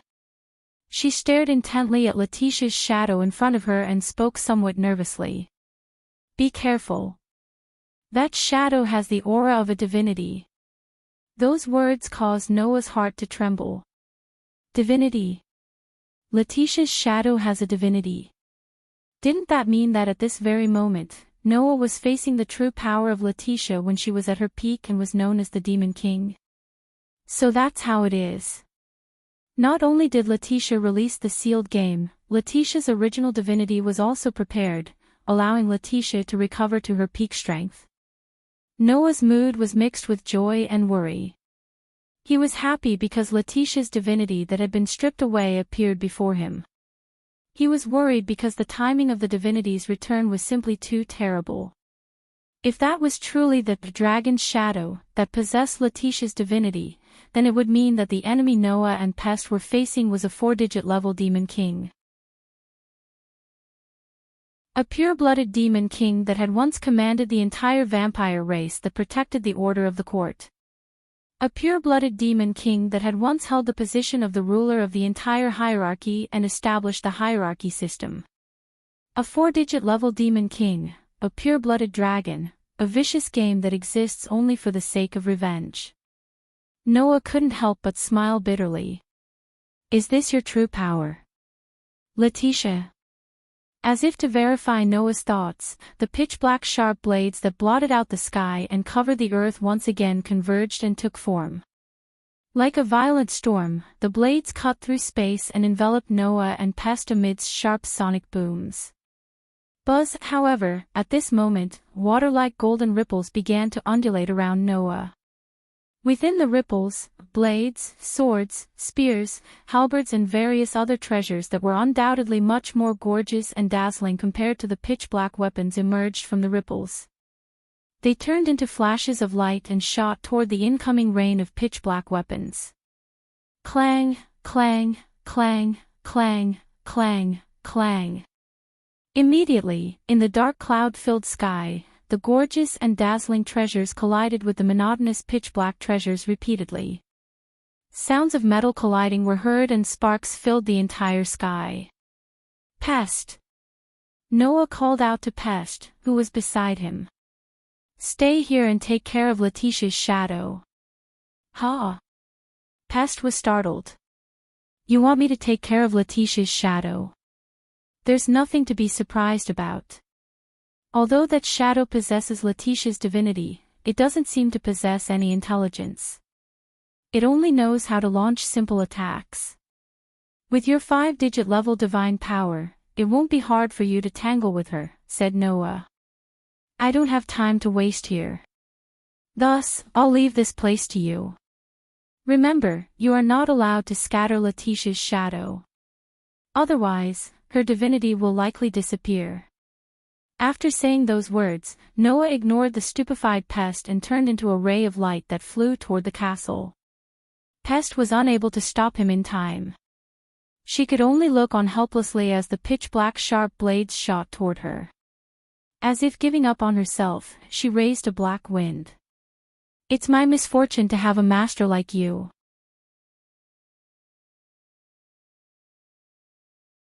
Chapter 1362. Whoosh! The cold wind was like a sharp blade, blowing through the castle in midair. It was a castle full of lonely air and thick dust. The castle was almost entirely made of stone. Even under the attack of the wind, the buildings inside were able to remain unshaken. Even the streets were not affected by the wind, almost maintaining their original appearance. In short, it was a majestic city. Unfortunately, there wasn't a single person in such a city, causing the air to be deathly still. If one walked along the main road from the direction of the city gate, then one would finally arrive at the imperial throne hall. In the imperial throne hall, there was a throne. At this time, a young girl was quietly sitting on the throne, as if she was taking a nap. The quiet atmosphere pervaded around her, making the scene seem unusually beautiful. The one sitting on the throne was naturally Letitia. The clothes on her body were different from the maid clothes she wore when she was forcibly taken away. She had changed into a black dress. Her hands and feet were chained to the throne. She was treated like a prisoner, but unexpectedly, there was a strange sense of beauty. His shiny golden hair reflected a resplendent luster, causing one's heart to surge with emotion. This extraordinarily cute-looking girl, at this moment, let her consciousness wander in a hazy state, as if she was floating in the sea of dreams, drifting with the waves. If there were no external factors interfering, the girl would probably continue to sleep, right? Until a call sounded. Letitia. Letitia. Letitia, for Letitia, that was a very familiar voice. If one had to say why, it would be because the other person's identity, to Letitia, was very special.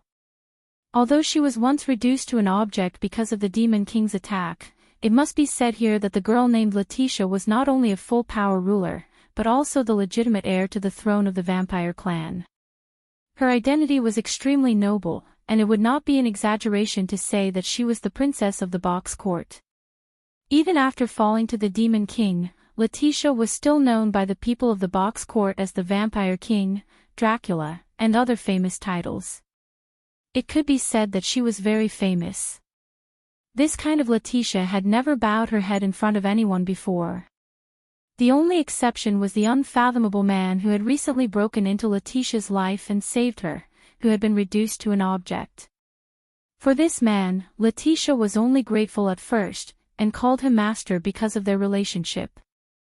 As the other party's unfathomable side became more and more obvious, Letitia's pure gratitude gradually transitioned into true admiration, respect, and even reverence.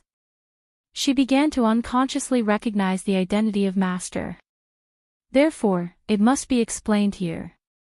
Since ancient times, there was only one person who could make Letitia call him master. Thus, to Letitia, how could the other person's voice not special, and not familiar? At that moment, Letitia desperately whipped her hazy consciousness and woke up from her slumber. As soon as she opened her eyes, Letitia, Letitia, Letitia, Letitia, and Letitia, Letitia, Letitia, Letitia. Letitia, master.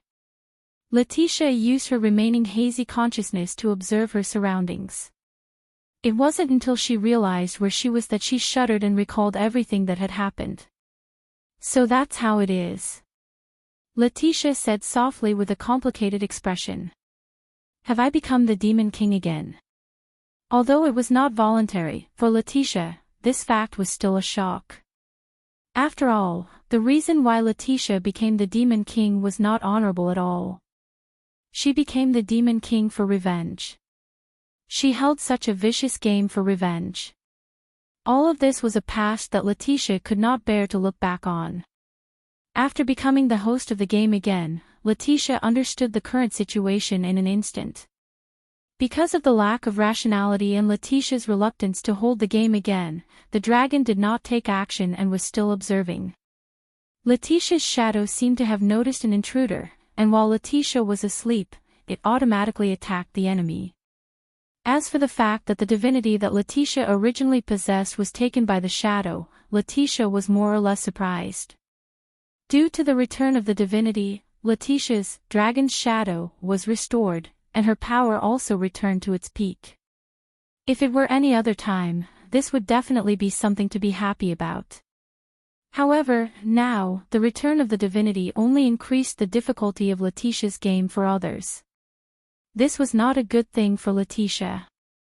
How do you feel? Noah just looked at Letitia, who had a complicated expression, and asked softly. Do you feel uncomfortable anywhere?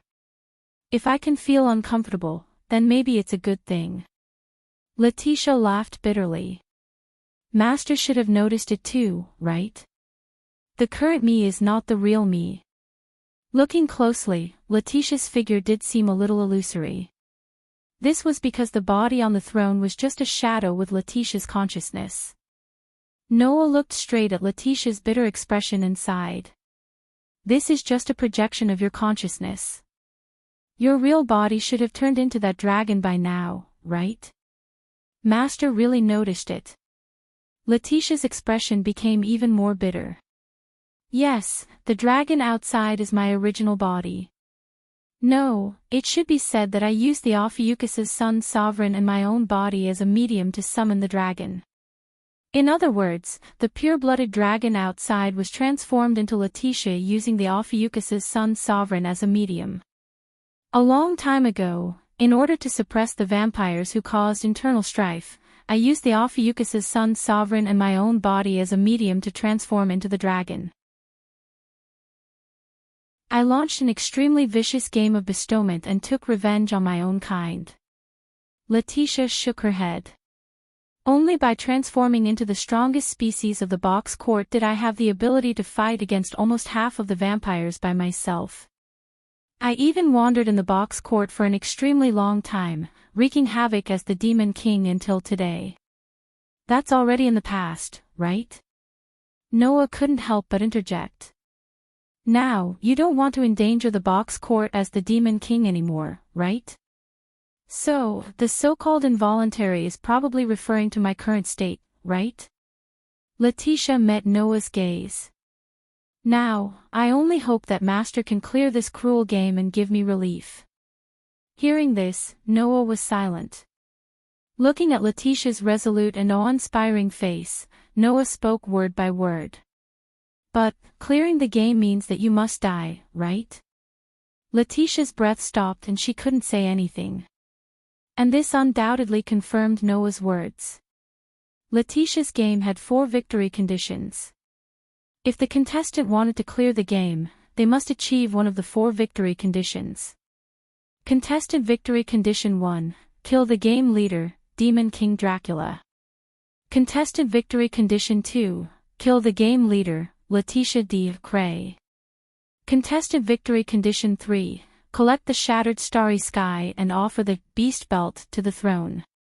Contestant victory condition 4, follow the guidance of the beast belt to return to the throne in the correct way and shoot through the chained revolutionary leader's heart.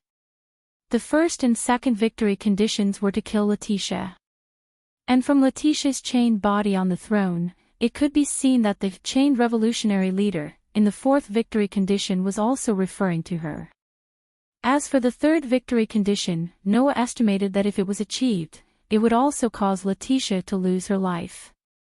Only by completely blocking her escape route, Letitia's impossible punishment clause in the game could be established.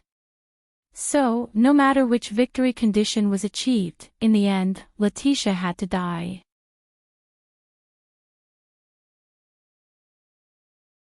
Chapter 1363. Death. As long as they cleared the game called Sun Synchronous Orbit in Vampire King, Letitia would die. Although it was cruel, this was the reality. Of course, death was not a particularly serious consequence for Noah or Letitia. The reason why the former had this understanding was because even if Letitia died, he could use the precious resurrection item from the previous world to resurrect Letitia. Although Letitia's level could reach up to 4 digits, low-level resurrection items were not effective on her. Noah's treasure house did not only have low-level resurrection items, there were also some high-level resurrection items. What's more, Noah still had some of the most precious high-level resurrection items.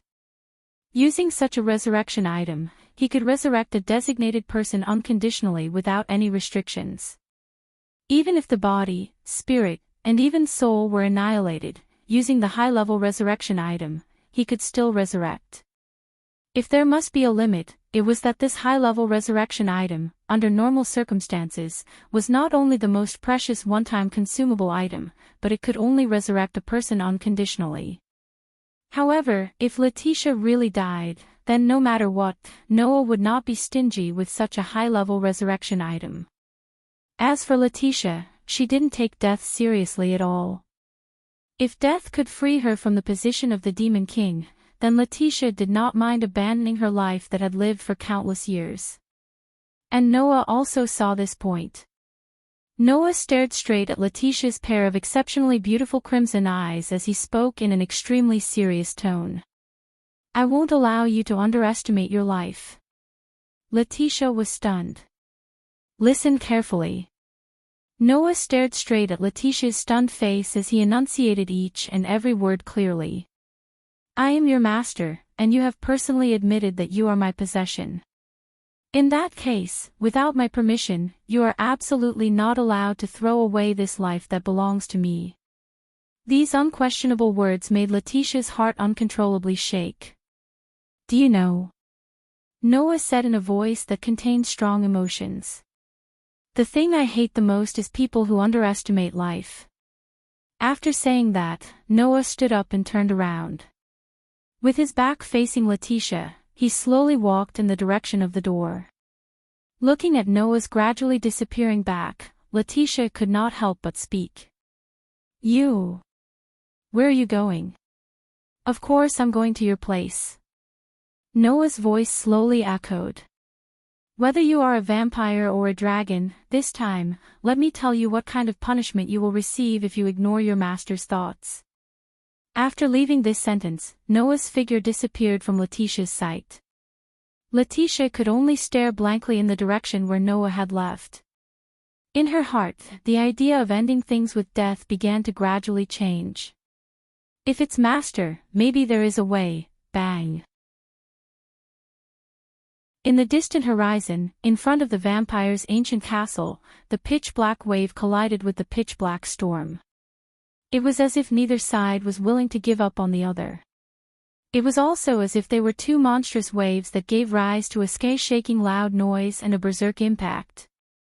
The surrounding pitch-black clouds were all dispersed. The shadow that carried Letitia's godhead floated in midair as if it was looking down on everything.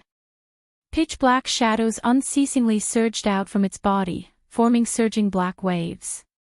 Amidst the rumbling sounds, the black waves covered the sky and covered the earth as they surged forward. Opposite the shadow, Pest's blue and white maid uniform had unknowingly changed into the black and white patterned dress. She was also wearing a pair of snow boots. Her body was also surging with a pitch-black substance. It was a black wind that could bring about life and death. With a whistling sound, she also charged forward. Boom! The black waves and the black wind collided once again in the distant horizon. In an instant, the loud noise caused by the collision even covered the continuous rumbling of thunder in the surroundings.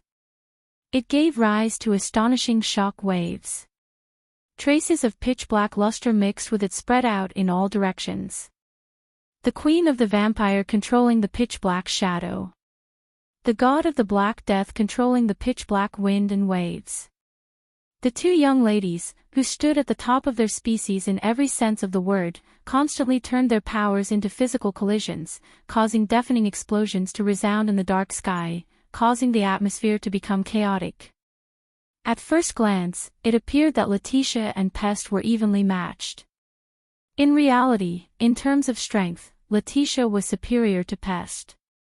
The race known as the vampire was actually a race that was born from pure-blooded dragons. Pure-blooded dragons were life forms that were born from the sudden gathering of pure energy. If a pure-blooded dragon like that were to undergo parthenogenesis, the new life form that was born would also be a pure-blooded dragon. However, if a pure-blooded dragon were to mate with a mutant, it would give birth to a subspecies of dragon. Thus, according to speculation, it was very possible that the vampires were the descendants of a pure-blooded dragon after a pure-blooded dragon mated with a mutant. After a long period of time, the vampires evolved into the pure-blooded dragon race. This was something that could be seen from the fact that Letitia was known as the Demon King Dracula. After all, Dracula was a very famous vampire. However, according to the historical records, Dracula was a male. He was not related to Letitia at all. Thus, the reason why Letitia was known as Dracula was because Dracula was known as Draculia. In other words, Dracula was the son of the dragon. Because of this, Letitia was known as the Demon King Dracula after she became the Demon King.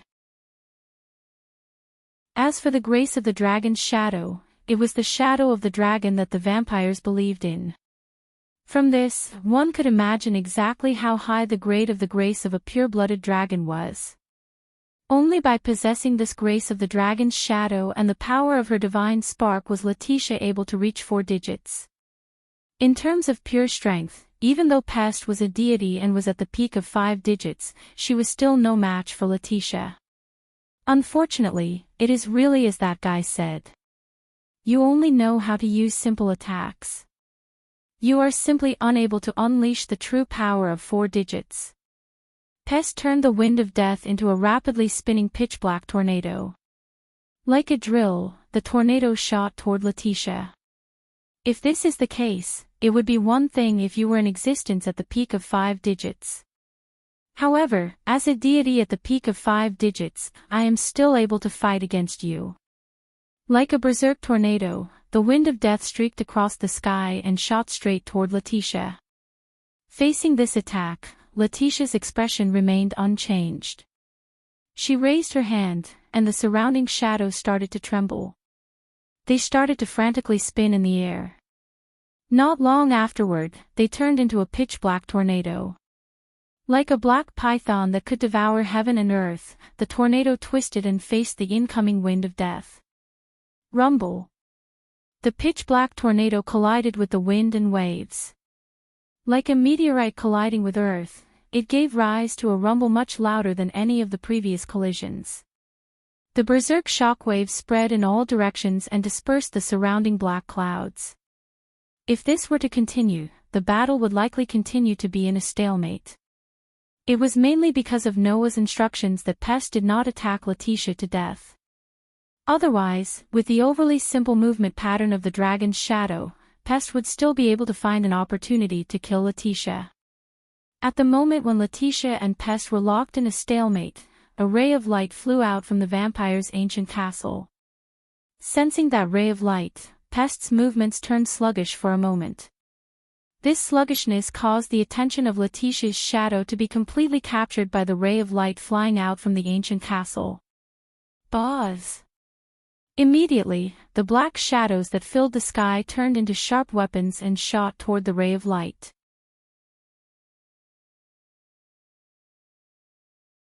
Chapter 1364. Whoosh! The pitch-black martial tools formed from pure shadow streaked through the air. Amidst sharp sonic booms, they shot toward the ray of light flying out from the vampire's ancient castle. Seeing this scene, Pest's heart tightened. She subconsciously cried out, "That's right. Be careful." At practically the instant this voice sounded, the ray of light flying out from the vampire's ancient castle stopped. Then, it spoke in a slightly furious voice. Stop right there. Those words actually turned into tangible ripples.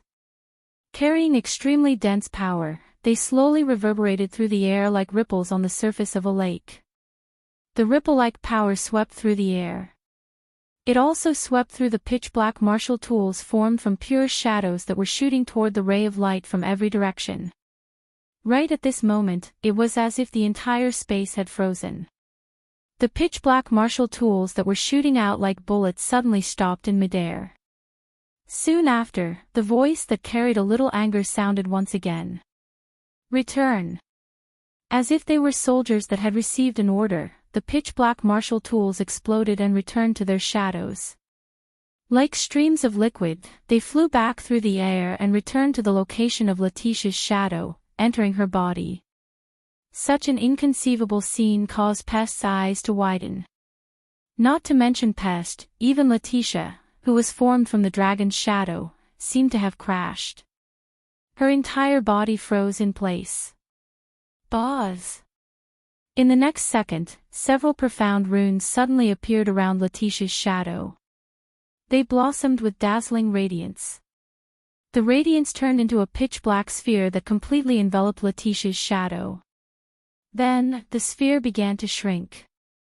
Not long after, it shrunk to the size of a palm.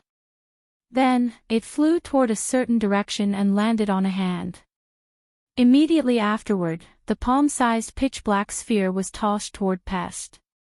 Pest subconsciously caught it in her hand. I'll leave it to you for safekeeping. Don't lose it. After leaving this sentence, Lu Guang once again flew out and shot in the direction of the giant dragon. Seeing the ray of light that was getting farther and farther away in her field of vision, then looking at the pitch-black sphere in her hand, Pest lowered her head in dejection. She wanted to cry but had no tears. Why did I work so hard? On the other side, Noah, who had turned into a ray of light, looked at the dragon head that was extending its head from the split sky. Intense radiance flickered in his eyes. Roar! Roar! Roar! As if sensing some sort of threat, the dragon finally stopped roaring at the capital of raging flames below. It abruptly turned its head and let out an extremely resounding roar toward Noah's direction. This roar made the entire world seem to tremble at this moment, trembling slightly. Whoosh! Following a terrifying whistling sound, the dragon's tail. That tail was so enormous that one couldn't see the end of it. It carried a terrifying power. And ferociously swept toward Noah's direction.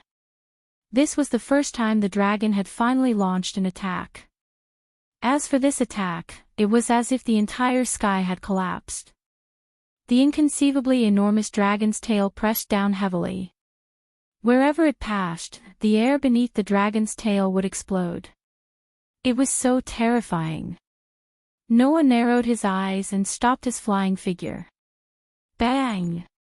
Resplendent and berserk golden waves of air suddenly surged out from his body and pervaded the entire world.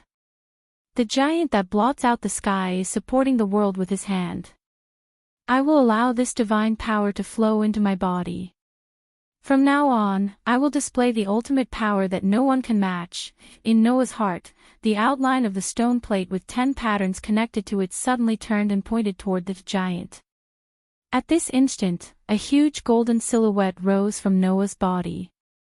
In the blink of an eye, it turned into a phantom-like giant. Facing the dragon's tail that was terrifyingly powerful, it raised its hand that was as large as a mountain. Boom! When the gigantic dragon tail that blotted out the sky landed heavily on the palms of the giant that also blotted out the sky, a terrifying impact sound and violent wind immediately erupted. It shook the entire space until it was distorted, and the lightning and thunder in the dense clouds were shaken to the point that they completely dissipated. In the terrifying impact and loud sound, the phantom-like golden giant was shaken and fell down. The huge dragon's tail was shaken back and stopped its attack. Just by relying on that attack, the giant dragon definitely had the ability to easily defeat Reverse 16 Knights and His Highness, whose physical strength was so strong that it was against the rules. If it had been the 16 Knights and His Highness who had taken that blow, they would have been injured long ago, right? However, the power that the incarnation of the giant possessed was said to be able to support the sky. This statement might be exaggerated, but even if it was exaggerated, one could still see the terrifying divine power that the incarnation of the giant could display from this description. Therefore, when the attack of the giant dragon was blocked and the huge dragon's tail was shaken back, the phantom-like giant suddenly turned into a golden light. It swept in front of the dragon's tail like lightning, and fiercely punched out with an unbelievably huge fist. Bang bang bang bang bang. This punch caused a terrifying explosion to form under the fist. Carrying such an astonishing power, the phantom giant's fist fiercely hit the dragon's tail. Boom! Accompanied by a sky-shaking impact sound, the phantom giant's fist mercilessly shattered the dragon's scales on the dragon's tail, causing blood to splatter out. Ao ao ao ao ao ao ao. The roar of the giant dragon suddenly turned into a painful howl. Obviously, this attack still caused some damage to the giant dragon. And this attack also thoroughly aroused the ferocity of the giant dragon. Hoo! It was still that terrifying whistling sound. Under the momentum of the explosion, some of the scales on the dragon's huge tail were shattered, and it heavily slammed into the giant's phantom. Boom!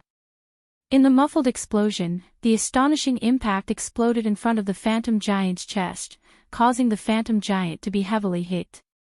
It was like a rubber ball that was slapped away, and under the terrifying force, it was violently pushed back.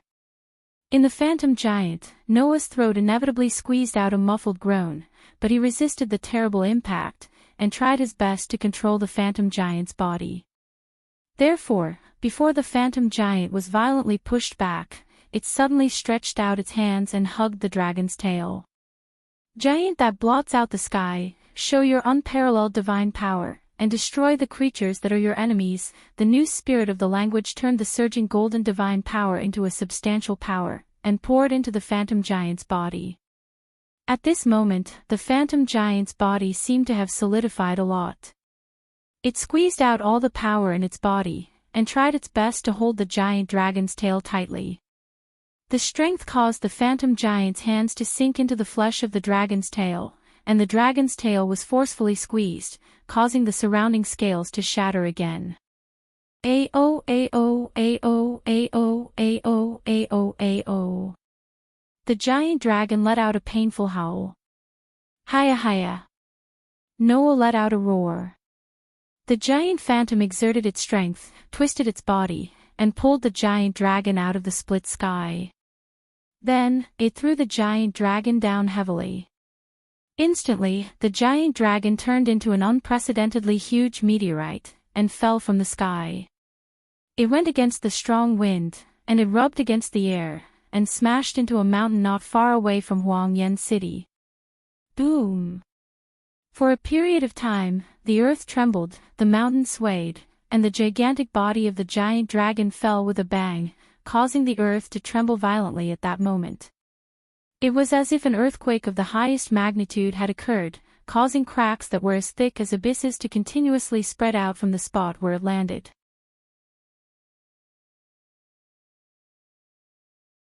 Chapter 1365. Rumble. The earth continued to shake. Kacha kacha kacha. Cracks that were as deep as the abyss began to spread between the mountains. Ao ao ao ao ao ao ao. The giant dragon that was pulled down from the sky and smashed heavily onto the ground, causing the earth to tremble and mountains to shake. It let out a roar that seemed to be both painful and furious, and struggled to get up. However, at this moment, golden ripples began to appear from the space around the giant dragon. In the blink of an eye, the ripples were densely packed around the giant dragon.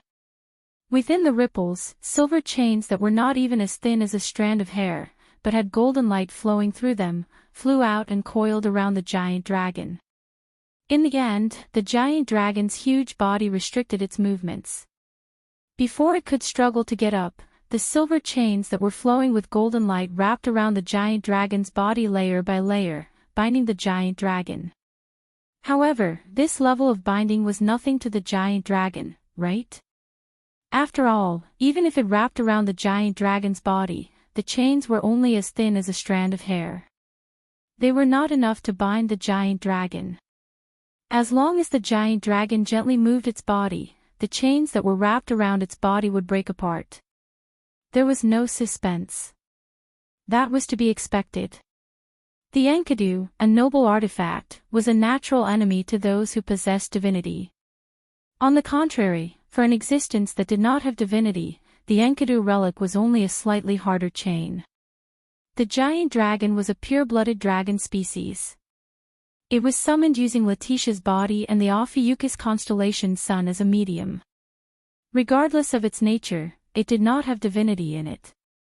Therefore, the Heavenlock, Enkidu, was really just a restriction on the level of a thread wrapped around a dragon's body. It could be completely broken free in an instant. If Noah hadn't interfered, then, it was unknown when Noah had cancelled the giant dragon's relic. He flew down from the sky and landed on the giant dragon's body. He grabbed one of the Enkidu relic's chains. Pang! The divine power that surged around Noah's body turned into crimson waves of air. It was as if a crimson dragon that was only 2 meters tall and had green jade-like gems overlapped on Noah's body, setting off a gust of air. It was the Dragon Emperor's incarnation. Boost, boost, boost, boost, boost, boost, boost, boost, boost. The green gems on the crimson dragon phantom that overlapped with Noah's body flickered and spoke in a steady voice. Transfer. At a certain moment, the voice on the jade changed. The power that had multiplied countless times passed through Noah's hand that was holding onto the Enkidu relic. It was like a surging source of power that was being poured into the Enkidu relic. Wang. The flowing light on the Enkidu relic suddenly increased, causing a resplendent golden light to illuminate the entire world. It also illuminated every space in the surroundings. It was only during this period of time that the Enkidu's heavenly lock, which could only exert an extraordinary binding power on targets with divinity, had its hardness increased to an unimaginable level under the effect of the Red Dragon Emperor's boosted gear. Only at this moment did the giant dragon seem to have reacted. It began to struggle frantically. Roar, roar, roar, roar. Violent roars accompanied the giant dragon's struggle, constantly reverberating in the air. However, at this moment, it was already too late to struggle. After being multiplied by the Red Dragon Emperor's boosted gear countless times, the Enkidu relic's hardness had reached a level where it could restrain the giant dragon. Thus, no matter how the giant dragon struggled, the chains that were not even as thick as a single strand of hair to the giant dragon were like maggots in a tarsal bone. They firmly bound the giant dragon's body, firmly trapping it. Roar, roar, roar, roar. The valiant binding power caused the giant dragon, who was unable to break free, to let out a frantic roar. It began to struggle even more desperately. Under such a chaotic struggle, the earth shook continuously, causing ghastly fissures to rapidly expand. If the giant dragon was allowed to struggle wildly like this, then this piece of land would definitely become a barren land. Noah, who was holding on to the Enkidu relic, tried his best to stabilize his body under the giant dragon's struggle. A fierce light appeared in his eyes as he clenched his free hand into a fist and raised it high. Pang! The fist that carried a huge force directly bombarded the giant dragon's body, solidly landing on the giant dragon's huge body. Roar, roar, roar, roar, roar. The giant dragon's painful roar resounded. Although it did not have the terrifying strength of the giant transformation, the Dragon Emperor transformation still had the dragon kill ability to cause great damage to dragon-type creatures. As a pure-blooded dragon species, the giant dragon seemed to have been seriously injured by the dragon kill ability of the Dragon Emperor transformation. Even if there were no external injuries, the internal injuries caused by this attack should have accumulated. Clearly aware of this, Noah had just raised his fist and was about to strike a second time when he suddenly remembered that the giant dragon was actually Letitia. He then dispelled the thought of continuing to attack. Then, Noah pulled out the small silver sword from his waist. In Noah's body, the energy source that was originally filled with divine power suddenly changed. Half of it turned into divine power and was imbued into the small silver sword in Noah's hand. Clang! The highest grade elven magic device named Demon Slayer bloomed in a brilliant white light and was tightly held in Noah's hand. Closing his eyes, Noah confirmed with his contracted elf in his mind. Aster, can you break the connection between Letitia and the giant dragon? The giant dragon was summoned by Letitia using herself as a medium and the sun sovereign of the Ophiuchus constellation. Since Letitia herself was used as a medium, there must be some kind of contractual power that connected Letitia and the giant dragon. If this was the case, then with Aster's resistance to curses that could even break contracts, he should be able to break this connection.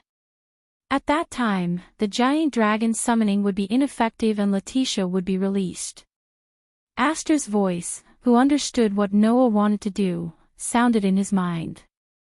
Although I can break it, Letitia, in addition to using herself as a medium, also used the power of the sun sovereign to summon a pure-blooded dragon. With my power, it might not be enough. No problem, this is also within my expectations. Noah tightly held the holy sword that was flickering with a brilliant white light. As long as it can be broken, if the power is not enough, let me multiply it. After saying this, the other half of the divine power in Noah's energy source surged. Boost, boost, boost, boost, boost, boost. The violent power poured into the silver holy sword. Transfer. The silver holy sword blossomed with a brilliant white light that illuminated the heaven and earth. Puchi. The silver holy sword that carried that astonishing white light pierced straight down and pierced through the giant dragon's body.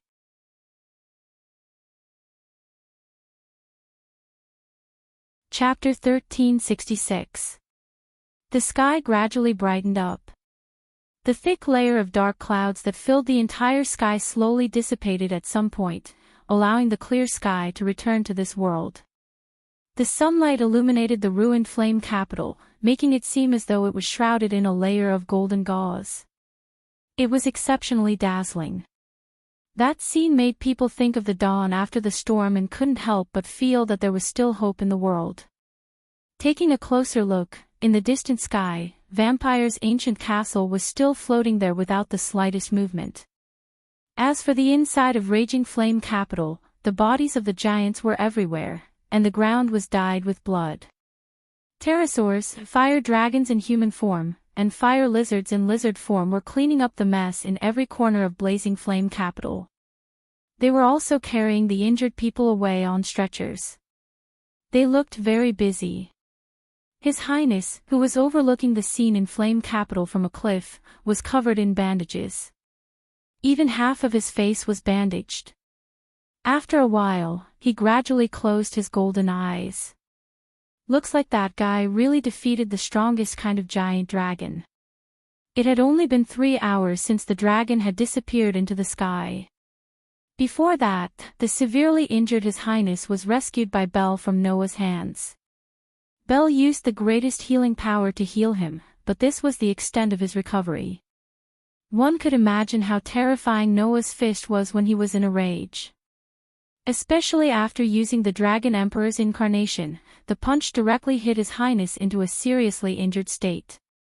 If Bel didn't rescue His Highness from Noah's hands in time, perhaps Noah only needed to add another punch to kill His Highness. His Highness felt a little ironic. I thought that even if my strength wasn't as good as his, I wouldn't lose with my trump card even if I couldn't win. I didn't expect that I wouldn't even have the chance to use my trump card. Or rather, it was because Noah considered that His Highness might still have a trump card that could be comparable to authority, that he used the Phoenix incarnation at the first moment in a state of rage. His purpose was to completely defeat His Highness before His Highness could use his trump card at a speed that was incomprehensible to human intelligence. In fact, His Highness didn't even have the power to resist due to the speed of authority. He was severely injured by Noah in 2 to 3 moves. In the end, His Highness didn't even have the chance to use his trump card and was defeated.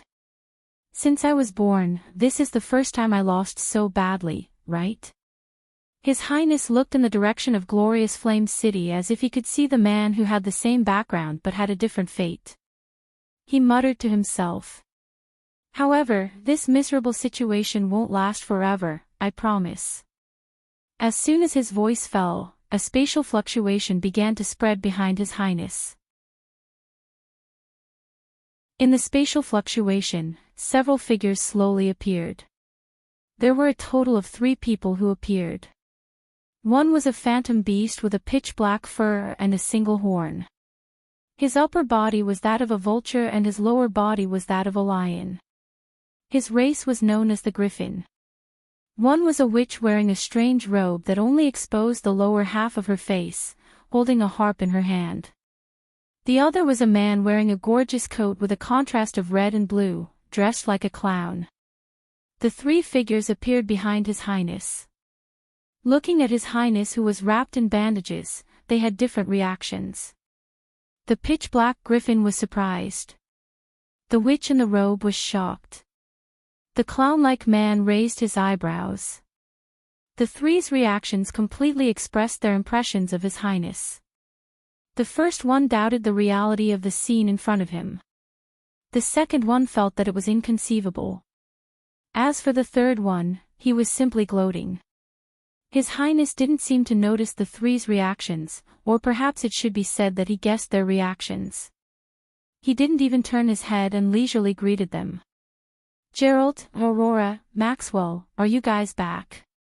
These 3 names corresponded to the Griffin, the Witch, and the Clown. Your Highness. The Witch, called Aurora by His Highness, said hesitantly. Your injury, don't mind it. His Highness waved his hand that wasn't wrapped in bandages. I just met an unexpected, interesting, and powerful opponent. Opponent?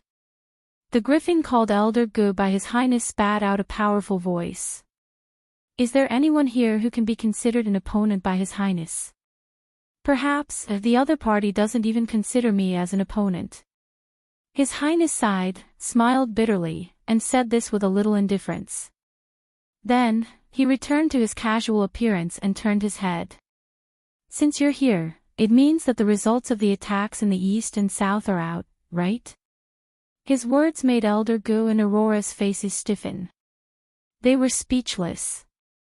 Seeing this scene, His Highness understood. I see, the attacks failed. This time, the people in charge of attacking the east, south, and north areas were all people here. Among them, His Highness and Belle were in charge of attacking the north area. Elder Gu and Aurora were in charge of attacking the south area. The man called Maxwell was in charge of attacking the east area. Of course, other than the people here, each group had a few other demon kings as the vanguard. From the looks of it, all the demon kings in the vanguard had been dealt with. It's fine if it's the south area. After all, that's that guy's community. No Name, who doesn't have a flag or a name, went as well. There are a few talents there, so it's not surprising that they were repelled. His Highness turned his gaze to Maxwell. However, the east area has an army of avatars from the final trial attacking it, but they still failed. Isn't that a little unreasonable? Hearing this, Maxwell was different from the other 2. He had no respect for His Highness at all and said this casually. That can't be helped, Your Highness. That White Knight King returned the divine spark to Buddhism and completely released the power of the seal. The first generation of the 3-headed dragon's avatars was almost annihilated in an instant. The remaining ones are just small fries. It's only a matter of time before they are destroyed, right? What? Elder Gu and Aurora's expressions changed drastically. The White Knight King returned the divine spark to Buddhism. I see, has the White Knight King returned? His Highness's expression also changed slightly, and then he snorted lightly. If that's the case, then there's really no other way. At this moment, Ling's figure flashed out beside His Highness and appeared in front of everyone. Your Highness. Ling directly looked at His Highness and spoke with a heavy expression. The giant dragon has indeed been defeated. The reason why Ling wasn't by His Highness' side was to go to the capital of Raging Flames to gather information. As soon as she returned, Ling brought back such news that His Highness had expected. They really defeated the strongest species. His Highness closed his eyes. Then, what happened to the seal? His Highness's words made the atmosphere of the entire space extremely heavy. Under such circumstances, Ling spoke with a gloomy expression. Although it's just a preliminary guess, I think that the seal hasn't been broken yet, but it should have woken up. This sentence made the heavy atmosphere even thicker. Is that so? His Highness murmured. Has it finally woken up? Now, what should we do? The indecent smile on Maxwell's face also slowly disappeared, but his attitude was still extremely frivolous and casual compared to the others. According to the original plan, we must eliminate all the class rulers and their substitutes, then find a way to become the class ruler with full power and obtain the sovereignty of the sun. Now, the plan has undoubtedly failed, so we must enter the next stage, right? One of the mediums to seal it is the sovereignty of the sun. His Highness opened his eyes, and there was an indescribable expression in his eyes. So, our next plan has been decided. His Highness looked around at everyone.